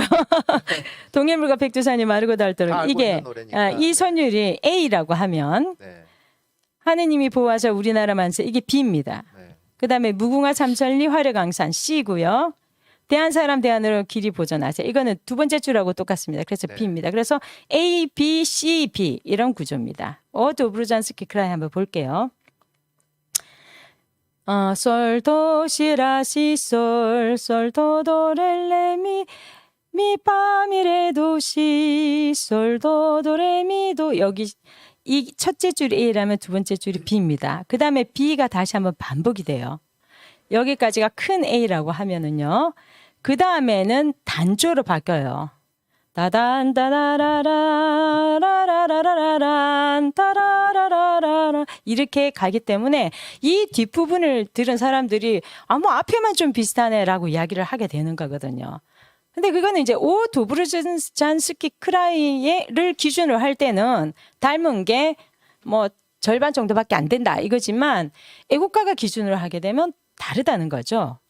보시면 자 이것이 이제 그 제가 악보를 그래프화한 그림입니다. 위에 파란색은 애국가고요. 밑에 빨간색은 오 도브르잔스키 크라이의 선율입니다. 불가리아 군가. 예, 네. 불가리아의 군가죠. 자, 애국가는 강박으로 시작하는 센넥이라고 합니다. 강박으로 시작하는 갖춘 마디고요. 요 오 도브르잔스키 크라이는 못 갖춘 마디입니다. 네. 하나, 둘, 셋, 빰빠바밤빰 이렇게 가거든요. 그런데 그래서 이제 공석주는 이게 강박과 약박이 전부 어긋나는데 무슨 표절이나 이런데 그 말이 안 되죠. 동해물과 백두산이 제가 지금 바로 편곡에서 한번 불러볼게요. 하나, 둘, 셋. 동해물과 백두산 이렇게 하면 얼마든지 강약 바꿀 수 있거든요. 네. 그렇다고 해서 이게 애국가가 아닌 다른 곡이 되는 게 아니잖아요. 그 표절 여부는 그게 아니라 우리가 그래서 표절을 이야기할 때도 A라는 소설이 있고 B라는 소설이 있습니다. 그러면 같은 단어는 얼마든지 나올 수 있잖아요. 근데 그 단어가 앞뒤 문맥이 같다. 이러면 이게 표절이거든요. 음악도 마찬가지입니다. 앞뒤 흐름이 같고 음정이 일치한다. 그런데 이게 전체의 절반이 넘어간다. 표절이 아니고서는 있을 수가 없거든요. 굉장히 경우의 수가 많거든요. 하나의 음을 선택한 다음에 그 다음에 올 수 있는 경우의 수는 무궁무진합니다. 한 옥타브 내에서도 한 옥타브가 12 반음으로 되어 있기 때문에 1 옥타브 안에서 선택할 수 있는 것만 해도 12가지거든요. 그러면 4개의 음이 온다고 했을 때 첫 번째 거 선택할 수 있는 게 12가지예요. 그 다음 12가지, 12비의 4승이 됩니다, 벌써. 첫 마디만 해도. 그렇기 때문에 그렇게 유사도가 반이 넘어가는 이런 경우는 표절이 아니고서는 있을 수가 없는 겁니다. 그러니까 지금 교수님 말씀은 저 애국가는 4개 소절로 그렇죠. 구성된 노래인데 네. 거기에 무려 3개 소절이 그렇죠. 그 선율과 리듬이 같다라는 거죠. 그렇죠. 아니요. 리듬은 다르죠. 그러니까 그럼- 리듬은 네. 얼마든지 우리가 그 아리랑도 원래 3박자지만 4박자로 부를 수 있듯이 리듬은 별로 근데 중요하지 선율이 않고요. 상당히 그렇죠. 유사하다. 선율형이 중요한 거죠. 그 다음에 그 메이저가 마이너가 되거나 마이너가 메이저가 되는 경우도 마찬가지예요. 그런 경우에도 그 선율형이 똑같으면 조성을 바꾸거나 키를 바꿔도 네. 그건 표절이거든요. 네. 그 보시면 이렇게 흐름이 똑같은 게 보이죠. 이게 지금 초록색으로 연결한 것들은 음정까지 일치하는 겁니다. 그 다음에 노란색으로 동그라미 치거나 연결되어 있는 것은 살짝 변주된 거거든요. 그랬을 때 아까 A, 그 다음에 여기 B 완전 똑같고요. 아까 오 도브라잔스키 크라이가 보시면 A, B, B, B가 반복됐지 않습니까? 요 B와 B 사이에 C를 넣은 것 뿐이에요. 그게 무궁화 삼천리 화르강산이에요. 근데 저는 좀 궁금한 게 예, 그 김경래 씨의 무슨 그 안익태 뭐 전기 같은 거 보면 예, 1930년부터 시작해가지고 35년까지 고민을 해가지고 예. 전 세계의 유명한 무슨 뭐 예, 예. 국가나 민요나 이런 것들을 뭐 40여 개국의 노래들을 수집해서 결국 예. 뭐 무슨 뭐 신의 계시를 받듯이 애국가를 완성을 예. 했다라고 그렇게 써 그러니까 있잖아요. 앞에는 다 했는데 수년 동안 해서 했는데 그 다음에 후렴을 완성을 못하고 있었는데 어느 날 하루아침에 하나님의 계시로 완성했다. 그 부분이 바로 무궁화 삼천리 화르강산이에요. 그렇잖아요. 아니 그러면 원래 표절이 네. 그러면 여러 노래를 수집을 했으면 좀 조금씩 베끼면 되는데 아니 왜 어떻게 하나를 저렇게 그게 쉽지가 않은 몰빵을 게 해버리죠? 그 음악이라는 것도 네. 맥락이라는 게 있기 때문에 여러 가지를 섞었을 때에 좋은 게 나오기가 힘들어요. 그렇습니까? 예, 예. 그래서 이제 계속 이제 말씀드리면 그래서 악보상으로 제가 비교했을 때 제가 이제 또 20살 시절에는 그 이과 나와서 공대를 다녔기 때문에 좀 수학적으로는 음악인 치고는 좀 나은 편입니다. 그래서 이 방법으로 했을 때에 일단 4분의 3이 비슷하다는 거 확인하셨고요. 지금 그래프상으로 그냥 그림상으로도 맥락과 음정이 완전히 일치하는 게 전체 출연음 57개 중에 33개입니다. 이게 58%예요. 58%는 완전히 똑같아요. 네. 그 다음에 아까 노란색으로 표시한 살짝 뭐 약간 2도 높인다든지 뭐 하나 끼워 넣는다든지 이런 것까지 포함하면 57개 중에서 41개가 비슷합니다. 이러면 72%가 돼요. 그래서 일치도는 58, 유사도는 72.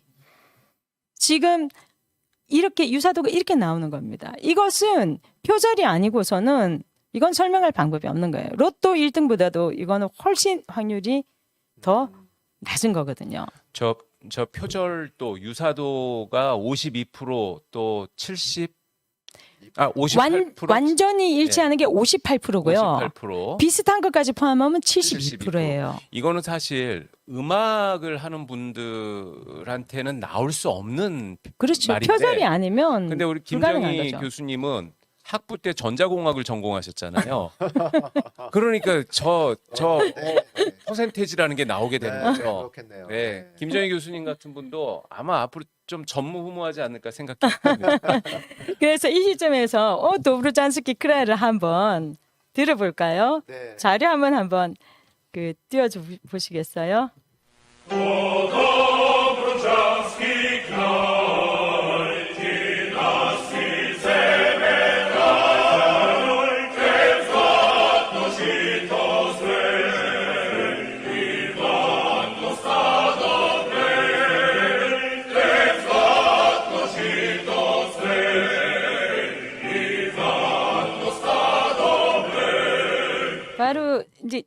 음악과 같이 앞부분은 정말 똑같은 것 같아요.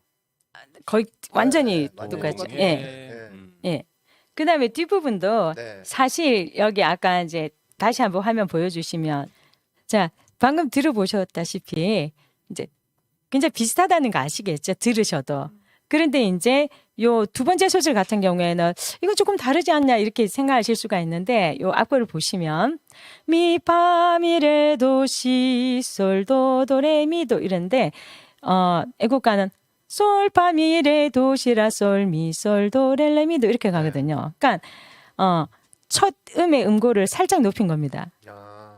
혹은 첫 음 앞에 그 위에 있는 음을 하나 추가한 걸로 봐도 되고요. 그 다음에 똑같잖아요. 네. 똑같고 그 다음에 미파미레도 시하고 솔 사이에 시라 하나 끼워 넣고 솔과 솔 사이에 미 하나 끼워 넣고 이런 식입니다. 저게 그러면 표절을 좀 숨기는 뭐 그런 테크닉 같은 겁니까? 숨기는 테크닉이라기보다는요. 노랫말이 있으니까 원래 거 그대로 하면 노랫말이 안 그러니까 맞으니까. 그렇죠. 그러니까 노랫말의 흐름에 따라서 약간 추가한 거죠. 약간 변주한 거죠. 그래서 보시면 이런 표절로 인해서 이제 그 애국가에 여러 가지 음악적인 문제들이 발생을 합니다. 자, 제일 첫 번째로 이거는 제임스 웨이드도 지적을 했던 건데요.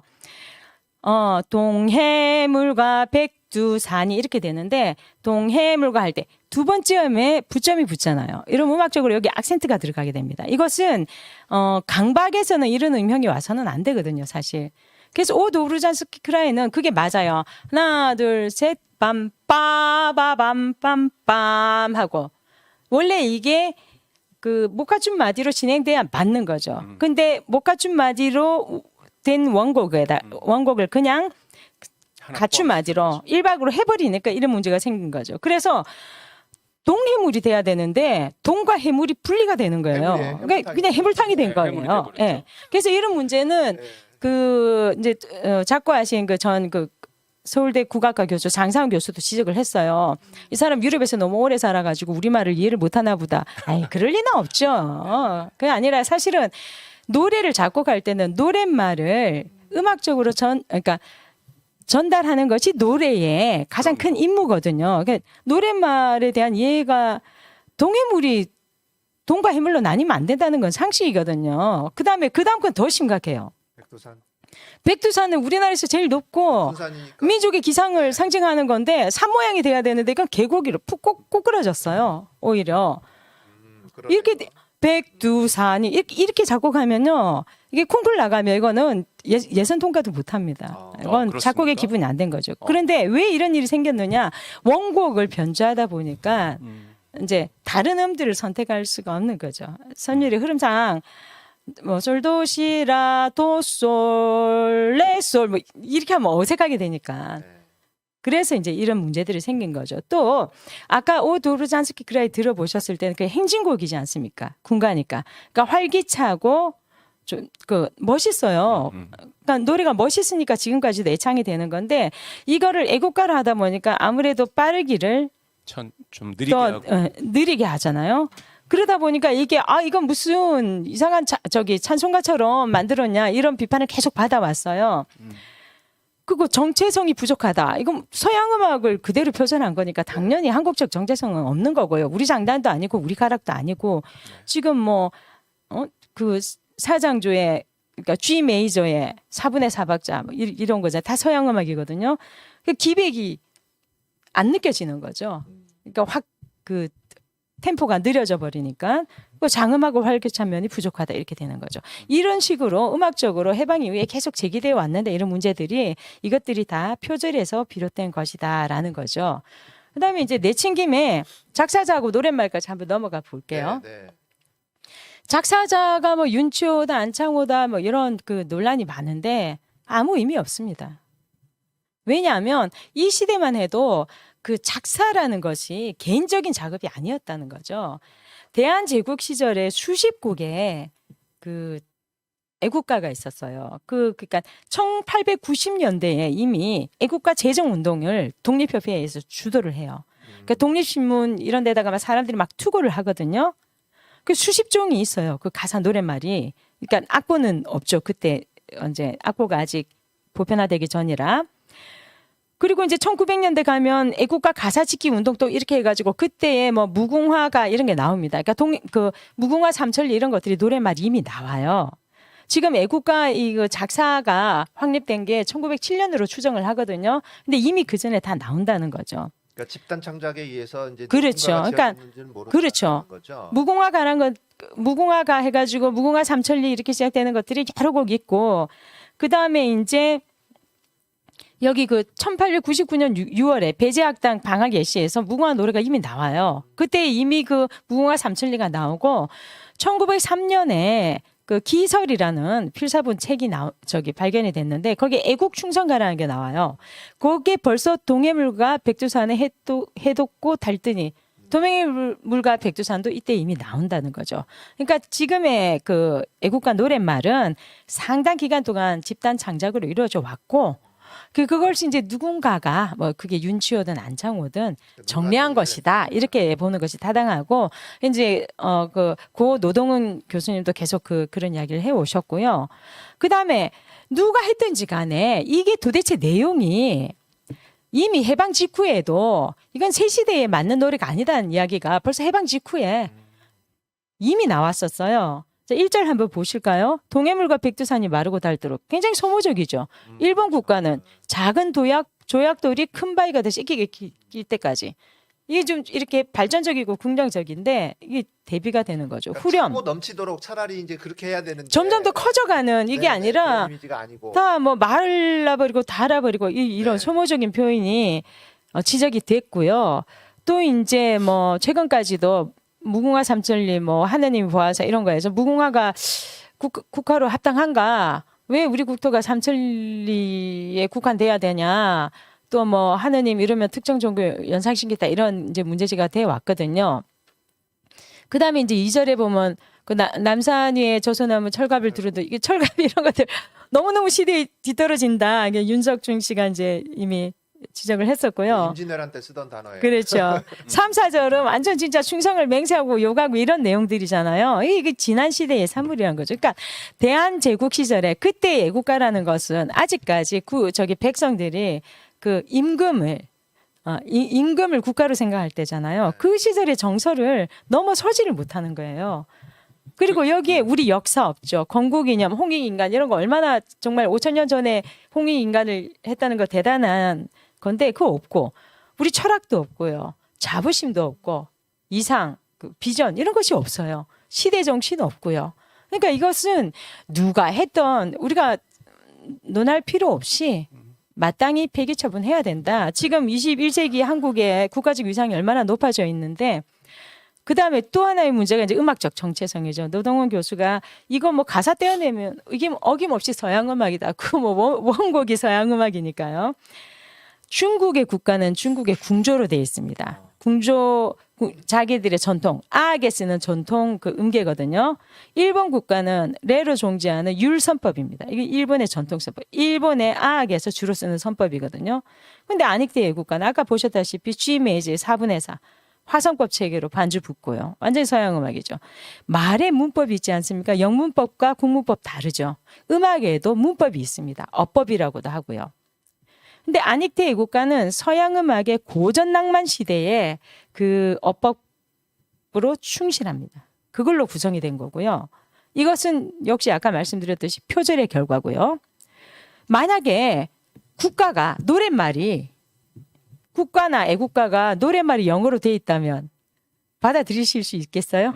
우리나라 애국가가요? 그렇죠. 그건 못 받아. 못 받아들이죠. 네, 그럼- 마찬가지 음악도 그렇다는 거죠. 네.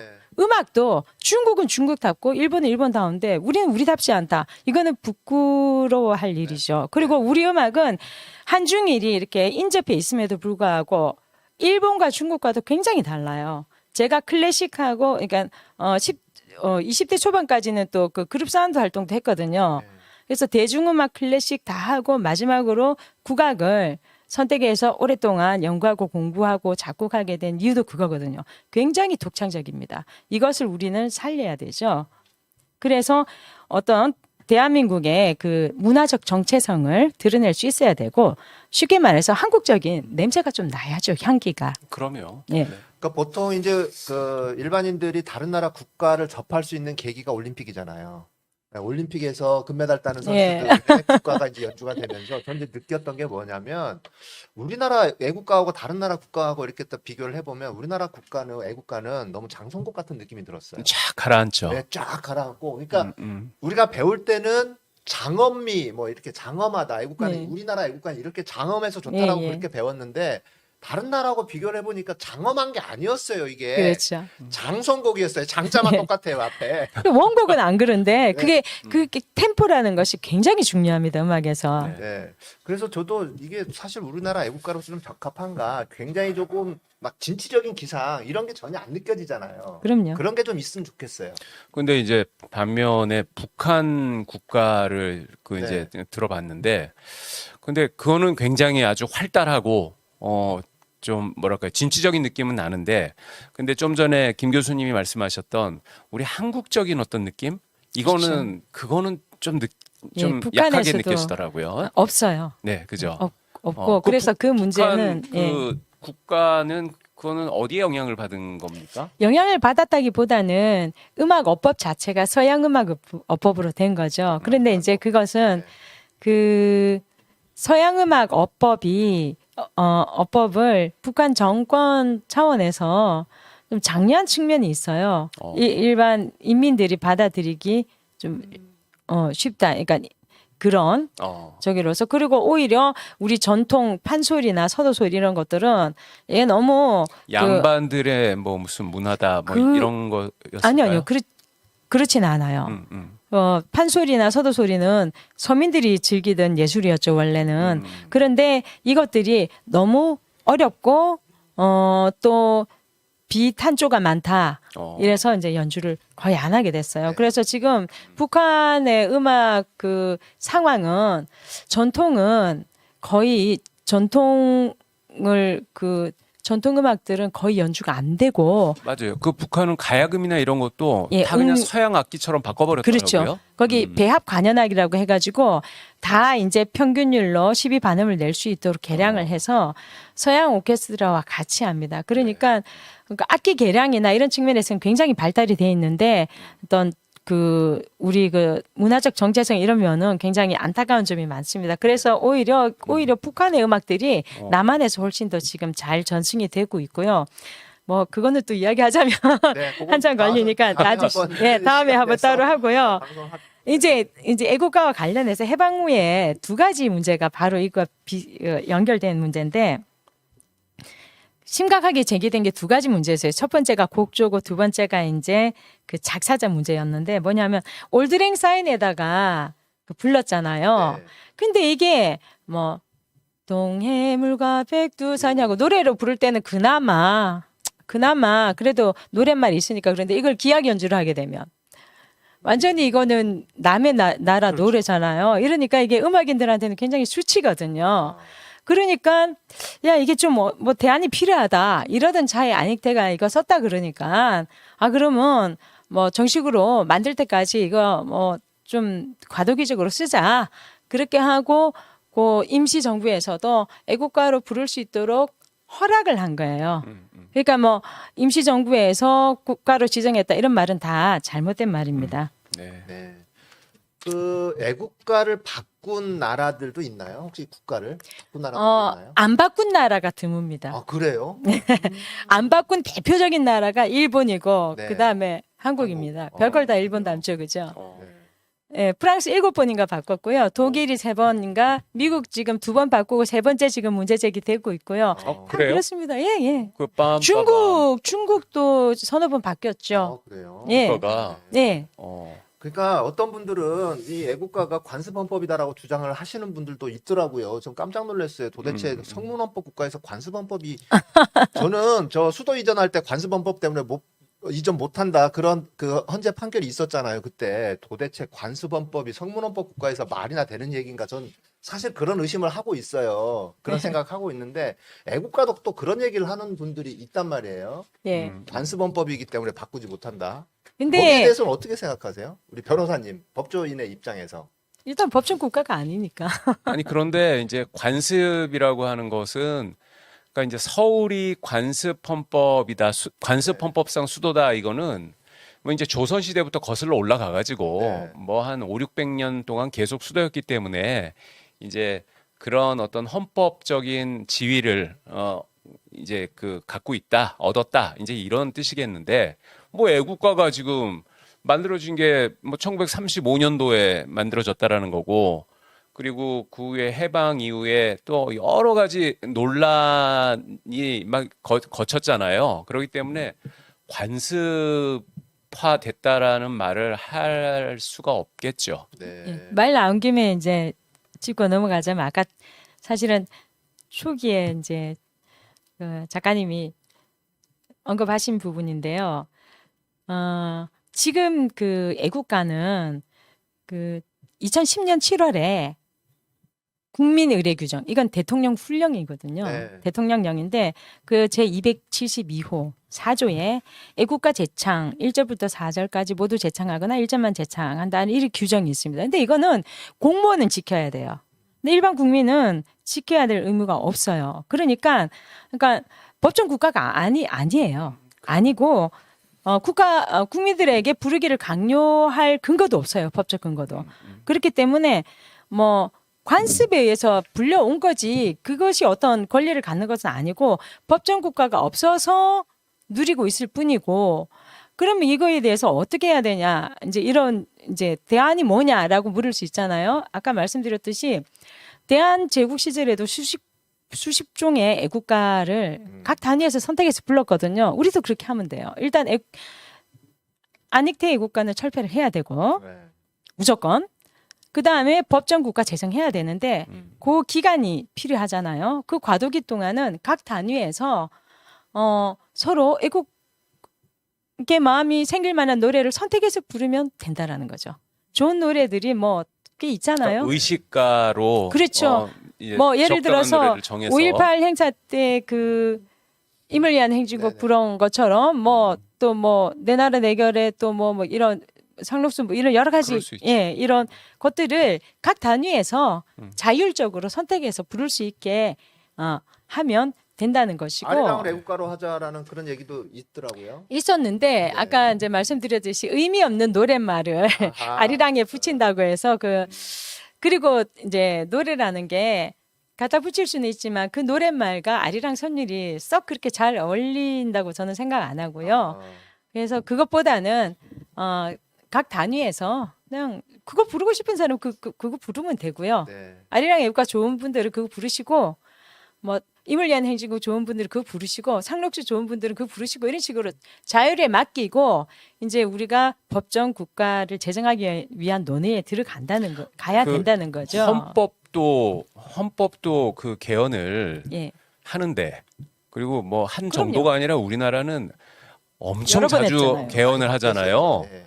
그런데 헌법도 그렇게 고치는데 그 국가 새로 만들고 하는 거 그게 뭐가 그렇게 어려운 일이겠습니까? 네. 그리고 또 뭐 특별히 문제가 없는 국가를 뭐 이렇게 그 트집을 잡아서 바꾸는 것도 아니고 이건 명백한 흠이나 하자가 그렇죠. 발견된 거잖아요.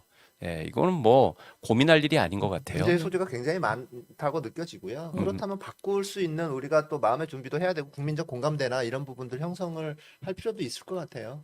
그래서 이제 애국가에 관해 가지고 뭐 결론적으로 좀 말씀을 드리면 자료 화면을 한번 보시죠. 그러면 법정 국가를 만들어야 되는데 누가 어떻게 만들 것인가? 여기에 대해서 이제 큰 틀만 제시를 해보자면 우선 열린 구조, 국민 누구나 참가할 수 있어야 되고요. 그 자발성, 열린 구조와 자발성에 기초해서 국민이 만들어야 된다는 거죠. 어떤 특정인을 이렇게 지정해서 위촉하는 이런 식이 아니라 어떻게 만들어야 되느냐? 노랫말에는 아까 말씀드렸듯이 우리 역사, 건국 이념, 철학, 자부심, 이상 그리고 시대 정신 이런 것들이 들어가야 되고요. 선율은 가장 한국적인 장단도 선율도 한국적인 한국의 향기를 충분히 느낄 수 있는 이것은 사실 문화적 정체성이라는 것은 우리가 우리답기 위해서 우리가 우리 자신의 모습으로 살기 위해서 필요한 것이기도 하지만 세계 문화의 다양성을 유지하는 데에도 꼭 필요한 것이거든요. 그래서 근데 필요한 이제 거고 한국적인 선율이 좀 예. 진취적이었으면 좋겠어요. 그렇죠. 네. 당연히 진취적이어야죠. 왜냐하면 여기 자부심이나 시대 정신 이런 게 들어가면 그러니까요. 거기 진취적일 수밖에 없게 되겠죠. 그리고 이제 장기적으로 봤을 때 그 해방 직후에 법정 국가가 논의가 지연된 중요한 이유 중에 하나도 통일되면 어차피 우리가 새 국가 만들어야 되는데 그때 하자 이런 게 있었거든요. 네. 근데 지금 상황은 국가 대 국가의 어떤 통일은 굉장히 어렵게 됐잖아요. 그렇다고 했을 때에는 하염없이 기다릴 수 없는 일이고 오히려 남북이 다 같이 공유할 수 있는 그런 내용으로 장기적으로 같이 부를 수 있는 내용으로 국가를 만드는 것이 더 낫지 않나. 특히 이제 시대 정신이나 인류의 보편적인 가치 이런 것들을 반영하면 얼마든지 남북이 체제가 달라도 뭐 인류의 보편적 가치는 체제에 따라 바뀌는 게 아니니까요. 이런 것들을 부를 수 있을 것이다. 그래서 이제 지금 시대가 개인의 자유와 사회의 민주, 또 차이에 대한 존중과 다양성의 유지, 계층, 국가, 인종 간의 평등과 평화, 생태계 보존, 회복, 경제적 정의의 실현, 광범위한 연대와 실천 이런 것들이 지금 우리 시대의 정신이라고 할 수 있지 않습니까? 네. 그 속에서 이제 21세기에 대한민국의 역할과 위상에 걸맞은 그런 이제 국가적 정체성을 담은 국가를 만들어야 한다라는 네. 것이 이제 저의 결론입니다. 그 작사하는 분 머리 터져버리겠네요. 예, 작사가 굉장히 중요합니다. 네. 그 노래는 작사가 가장 중요해요. 네. 그래서 노랫말을 먼저 공모를 통해서 이제 정해야 되고 그 다음에 이제 저기 곡이 나와야죠. 아하. 한국 환상곡을 조금 축약해서 좀 살펴봐야 될 것 같은데요. 네, 네. 왜냐하면 이 한국 환상곡이 안익태의 친일 친나치 행위의 정점이거든요. 그리고 광복회에서 작년에 그 동영상 입수한 거를 우리가 이제 보면서 확인을 할 게 있는데 자료 한번 보실까요? 아, 자꾸 까먹어.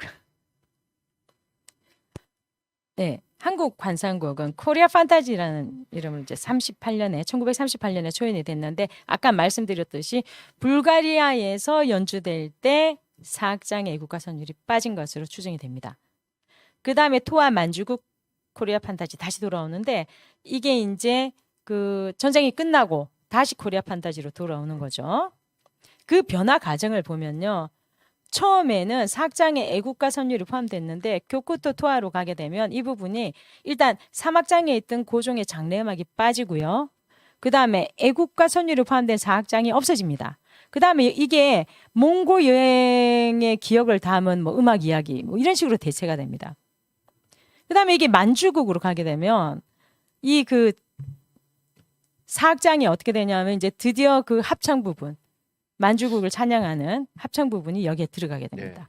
그런데 이 부분이 다시 코리아 판타지로 다시 등장했을 때는 여기에 다시 애국가 선율이 포함되면서 애국적인 내용으로 바뀝니다. 가사가. 자, 이 대본의 합창 부분입니다. 10년 세월 제국은 무르익었다. 뭐 이렇게 시작해가지고 우리는 일본과 국권이 연결되었네. 뭐 독일이여 또한 이탈리아의 힘을 냅시다. 보라 저 만주 평원 위에 향기로운 난 환히 피었다.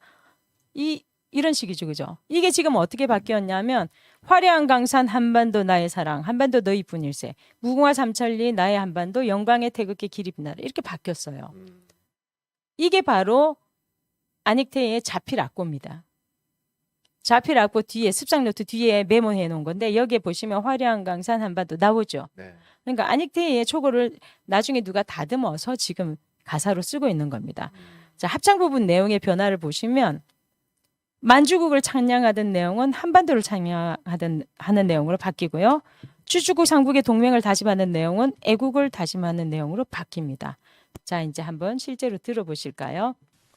작년 7월에 그 광복회에서 입수한 바로 그 1942년 9월 18일에 연주된 만주국 그 지휘 동영상입니다.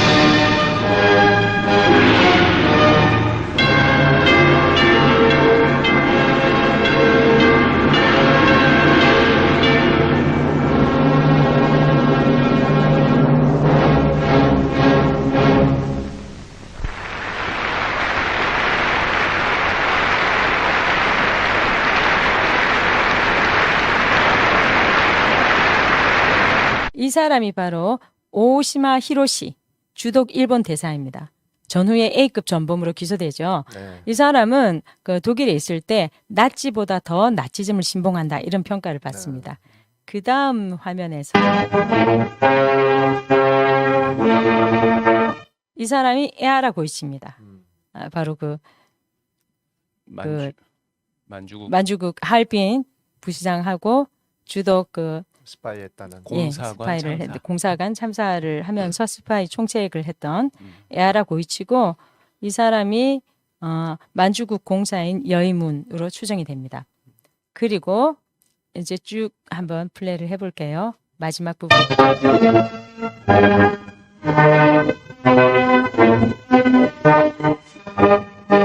자, 이 장면 보시면 지금 이게 흐려서 잘 안 보이는데 가운데가 일장기입니다.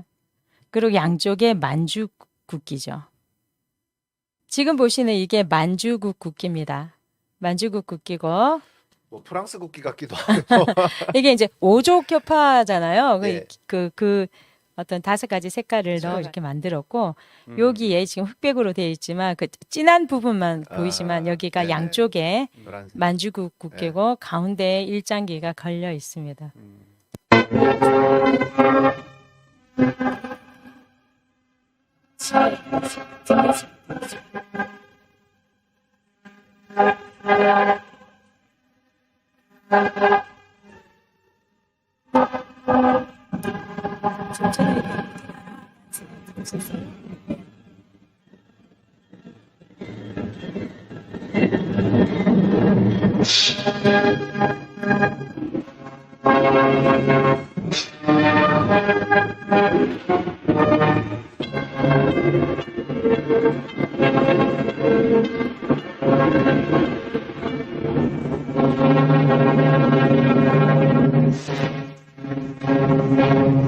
저 영상이 딱 걸린 영상이죠. 그렇죠. 친일 나치 행각의 네. 증거로. 그러니까 저 영상을 보시고 이제 또 사실 우리 김원웅 회장님께서 작년 광복절 행사 때 이제 기념사에 안익태를 언급을 하셨던 거잖아요. 자신 있게요. 그렇죠. 그렇죠. 예.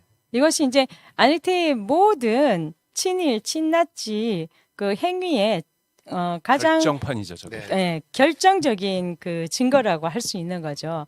그러면서 아까 비교해 보셨다시피 똑같은 선율에다가 만주국 찬양하던 그 내용을 가지고 또 애국적인 걸로 바로 이것이 안익태가 네.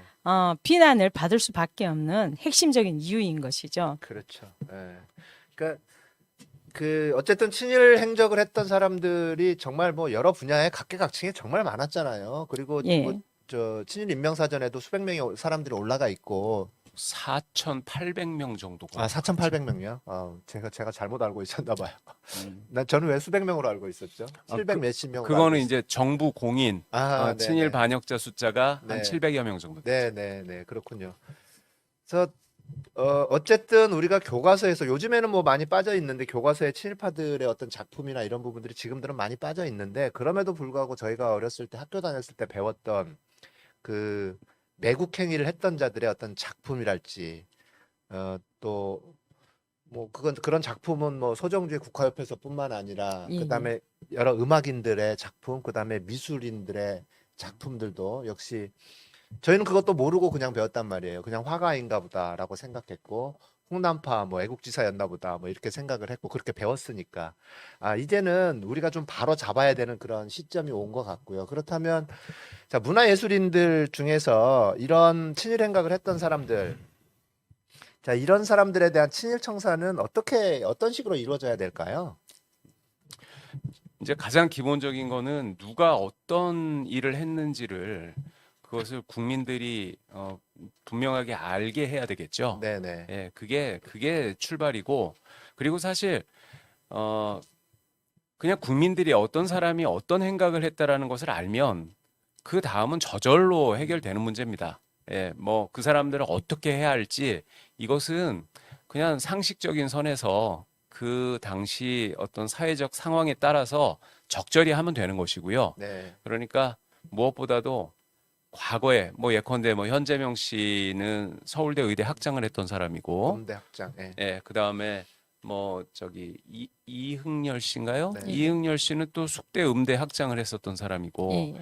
다 그 사람들이 또 우리나라의 가장 그 음악계의 최고의 그 원로들이고 또 예술원의 종신 회원이고 우리나라 문화예술계의 가장 큰 존경을 받았던 분들인데 그런데 그분들이 그 2차 대전기에 그러니까 1940년대 그런 그 일본의 그 전쟁 참전을 독려하는 그런 여러 가지 활동을 하고 이거는 어떤 협박이나 압력이 아니라 그냥 본인들이 자발적으로 나서서 그런 그 일본을 돕는 그런 여러 가지 반역행위를. 활동을 했지 않습니까?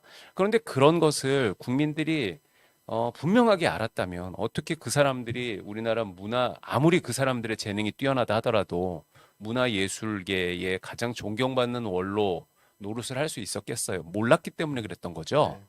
예, 근데 지금도 역시 아직까지도 밝혀져 있지 않거든요. 그런데다가 아까 전에 이제 그 무슨 관습헌법 얘기가 나왔던 것처럼 해방 이후 7, 80년이 지나는 동안에도 그 사람들의 그런 어떤 그 반역 행각이 드러나지 않고 그냥 존경을 받았다는 것이 이것이 일종의 타성이 돼가지고 예, 그 사람들을 비판하지 못하게 하는 어떤 그 울타리랄까 방어막이 돼버렸어요. 예, 그래서 이제 그것을 깨는 것이 가장 중요한 것 같습니다. 네, 네. 그렇습니다. 어떻게 생각하세요? 지금 음악인 입장에서 생각하는 친일청산, 음악계 친일청산 이런 부분에 대해서 한 말씀 해주시죠. 예. 그 우선은 사회적인 비판이 있어야 되는 거죠. 예, 사회적인 비판이 있어야 되고, 그게 없는 상태에서는 그 반성을 자발적으로 하는 경우가 거의 드뭅니다. 그렇죠. 예. 그리고 사회적 비판이 있어야 되고, 거기에 자발적 반성이 따라야 되고, 그 다음에 이제 불법적인 행위에 대해서는 처벌도 적절히 따라야 되고, 다만 이제 이런 것에 기준이 필요하겠죠. 이제 네. 뭐 똑같은 범죄도 뭐 그 어떤 죄의 경중에 예. 따라서 경중에 따라서 달라지듯이 이제 뭐 친일 행위에 있어서도 적극성의 정도라든지 뭐 반성의 유무 이런 것들이 참작이 돼야 되겠는데 그런 거는 이제 사회적 합의가 필요할 것이고요. 그런 것들 서둘러야 되고 지금 이제 정 변호사님이 말씀하셨듯이 왜 이게 이렇게 은폐가 되어 있었느냐. 첫 번째로는 그 친일 행위자들의 후손들과 그 제자들이 아직까지 기득권을 가지고 있다는 거죠. 학계와 문화예술계에. 음악계도 이러다 상당히 보니까 그런 분들이 그렇죠. 많이 그러니까 있죠. 은폐가 되는 거죠. 우리 사회 모든 분야가 그렇죠. 비슷합니다. 네. 뭐 철학, 종교, 뭐 체육, 문화예술, 역사, 학문 모든 분야가 네. 다 아직까지 그러니까 이건 철저히 그 친일 잔재를 청산하지 못한 그 반민특위의 실패로부터 네. 좌절로부터 이것이 이제 지금까지도 해결이 안 되는 것이고요. 그렇기 때문에 학계와 문화예술계의 반성도 필요한 거거든요. 계속해서 문제 제기를 해야 되는 것입니다. 그리고 또 특히 교육계 굉장히 중요한데 우리가 어릴 때에도 이걸 제대로 못 배웠잖아요. 근데 지금은 그때보다는 덜하지만 우리는 아예 그냥 친일 행위자들의 작품을 칭송하면서 네. 이렇게 칭송하게끔 교육을 받았으면 지금 그때보다는 낫지만 아직까지도 이런 문제에 대해서 적극적인 교육은 이루어지지 않고 있거든요. 네. 이거 진짜 유럽하고 굉장히 대조되는 거잖아요. 그래서 이제 이런 문제들은 교육 현장에 계신 뭐 교사 단체라든지 연대를 통해 가지고 계속해서 뭐 교사 연수도 하고 여러 가지 프로그램을 개발해서 정보를 공유하고 또 대중적인 홍보도 같이 해 나가고 이런 노력들을 계속해 나가야 되겠죠. 그래서 네. 알리고 또 그 관련 기관, 뭐 정계, 문화예술계 뭐 뿐만 아니라 관련 기관, 정계, 그다음에 입법부 이런 쪽에서도 요구를 해야죠. 이 관련된 법을 만들어서 이제 개선해 나갈 수 있도록 그런 노력을 우리 이제 뭐 제가 몸담은 국가 만들기 시민 모임 이런 시민 운동 단체뿐만이 아니라 사회 각계에서 다 같이 네. 지속적으로 좀 더 적극적으로 해 나가야 되지 않겠나 이렇게 생각합니다. 저희 서울의 소리에서는 또 이런 방송을 통해서 많은 분들에게 또 알려드리는 게 그렇죠. 저희의 또 방송과 역할인 것 같아요. 언론도 네. 굉장히 방송과 언론이 사실 대중 홍보에는 네. 가장 중요한 중요하죠. 네. 역할을 하니까 이런 것들이 공중파 방송에서도 네. 또 조명이 될 수 있도록 계속 같이 네, 노력을 네. 해 나가시죠. 저희 방송 보고서 사실 공중파에서도 많이 연락이 와요. 예. 네. 그러니까 이제 또 공중파에 나가서 함께 또 얘기할 그런 기회는 분명히 오실 거라고 올 거라고 예, 생각합니다. 예. 아유 어깨가 무겁습니다. 우리가 잘하면 네. 이게 더 큰 파급력을 가지는 방송에서도 또 할 것이고 네. 그 김정희 교수님이 좀 전에 말씀하신 거에 제가 한 가지만 좀 첨언을 하면 그런 말씀을 하셨잖아요. 그 친일 반민족 행위자들의 자손과 제자들이 예. 지금 뭐 문화예술계의 이제 어떤 아직까지도 주류이기 때문에 비판이 어렵다고. 그래서 이게 다 인지상정이고 팔이 안으로 굽는 것처럼 나의 그 부모나 그 선조나 또는 내 스승이 그런 친일 반민족적인 행위를 한 사실을 내가 알아도 그걸 자꾸 은폐하거나 정당화시키게 되거든요. 그렇죠. 그렇기 때문에 그런 친일 반미적 행위자들의 후손이나 또는 제자들이 예컨대 어떤 공직을 맡게 될 때 예. 뭐 그냥 사적인 생활이야 뭐 그거는 상관없지만 어떤 그 뭐 국가의 공직뿐만 아니라 어떤 단체의 중요한 직책을 맡게 됐을 예. 때는 반드시 자기의 선조나 또는 그 스승의 그런 친일 반민족 행각에 대해서 본인이 어떻게 생각한다라는 것을 그걸 분명히 밝히고 그거에 대해서 나는 잘못을 인정하지 않는다라는 사람은 공직을 맡기면 안 되는 네. 거죠. 그렇습니다. 맡겨서는 안 되는 어떤 제도적인 예. 뭔가를 네. 마련해야 될 것 같아요. 맞습니다. 네, 맞습니다. 예. 그렇게 반드시 생각합니다. 그런 장치가 네, 필요합니다. 네. 자, 오늘 교과서의 친일파들 안익태 편 제 1편 제 첫 회 방송이었어요. 저는 굉장히 의미 있는 방송이라고 생각을 합니다. 그리고 자, 다음 시간에는 현재명 조두남 이흥렬에 대한 방송을 진행하도록 하겠습니다. 자, 오늘 방송은 여기서 마치도록 하겠습니다. 시청해 주셔서 감사합니다. 고맙습니다. 예, 네. 감사합니다.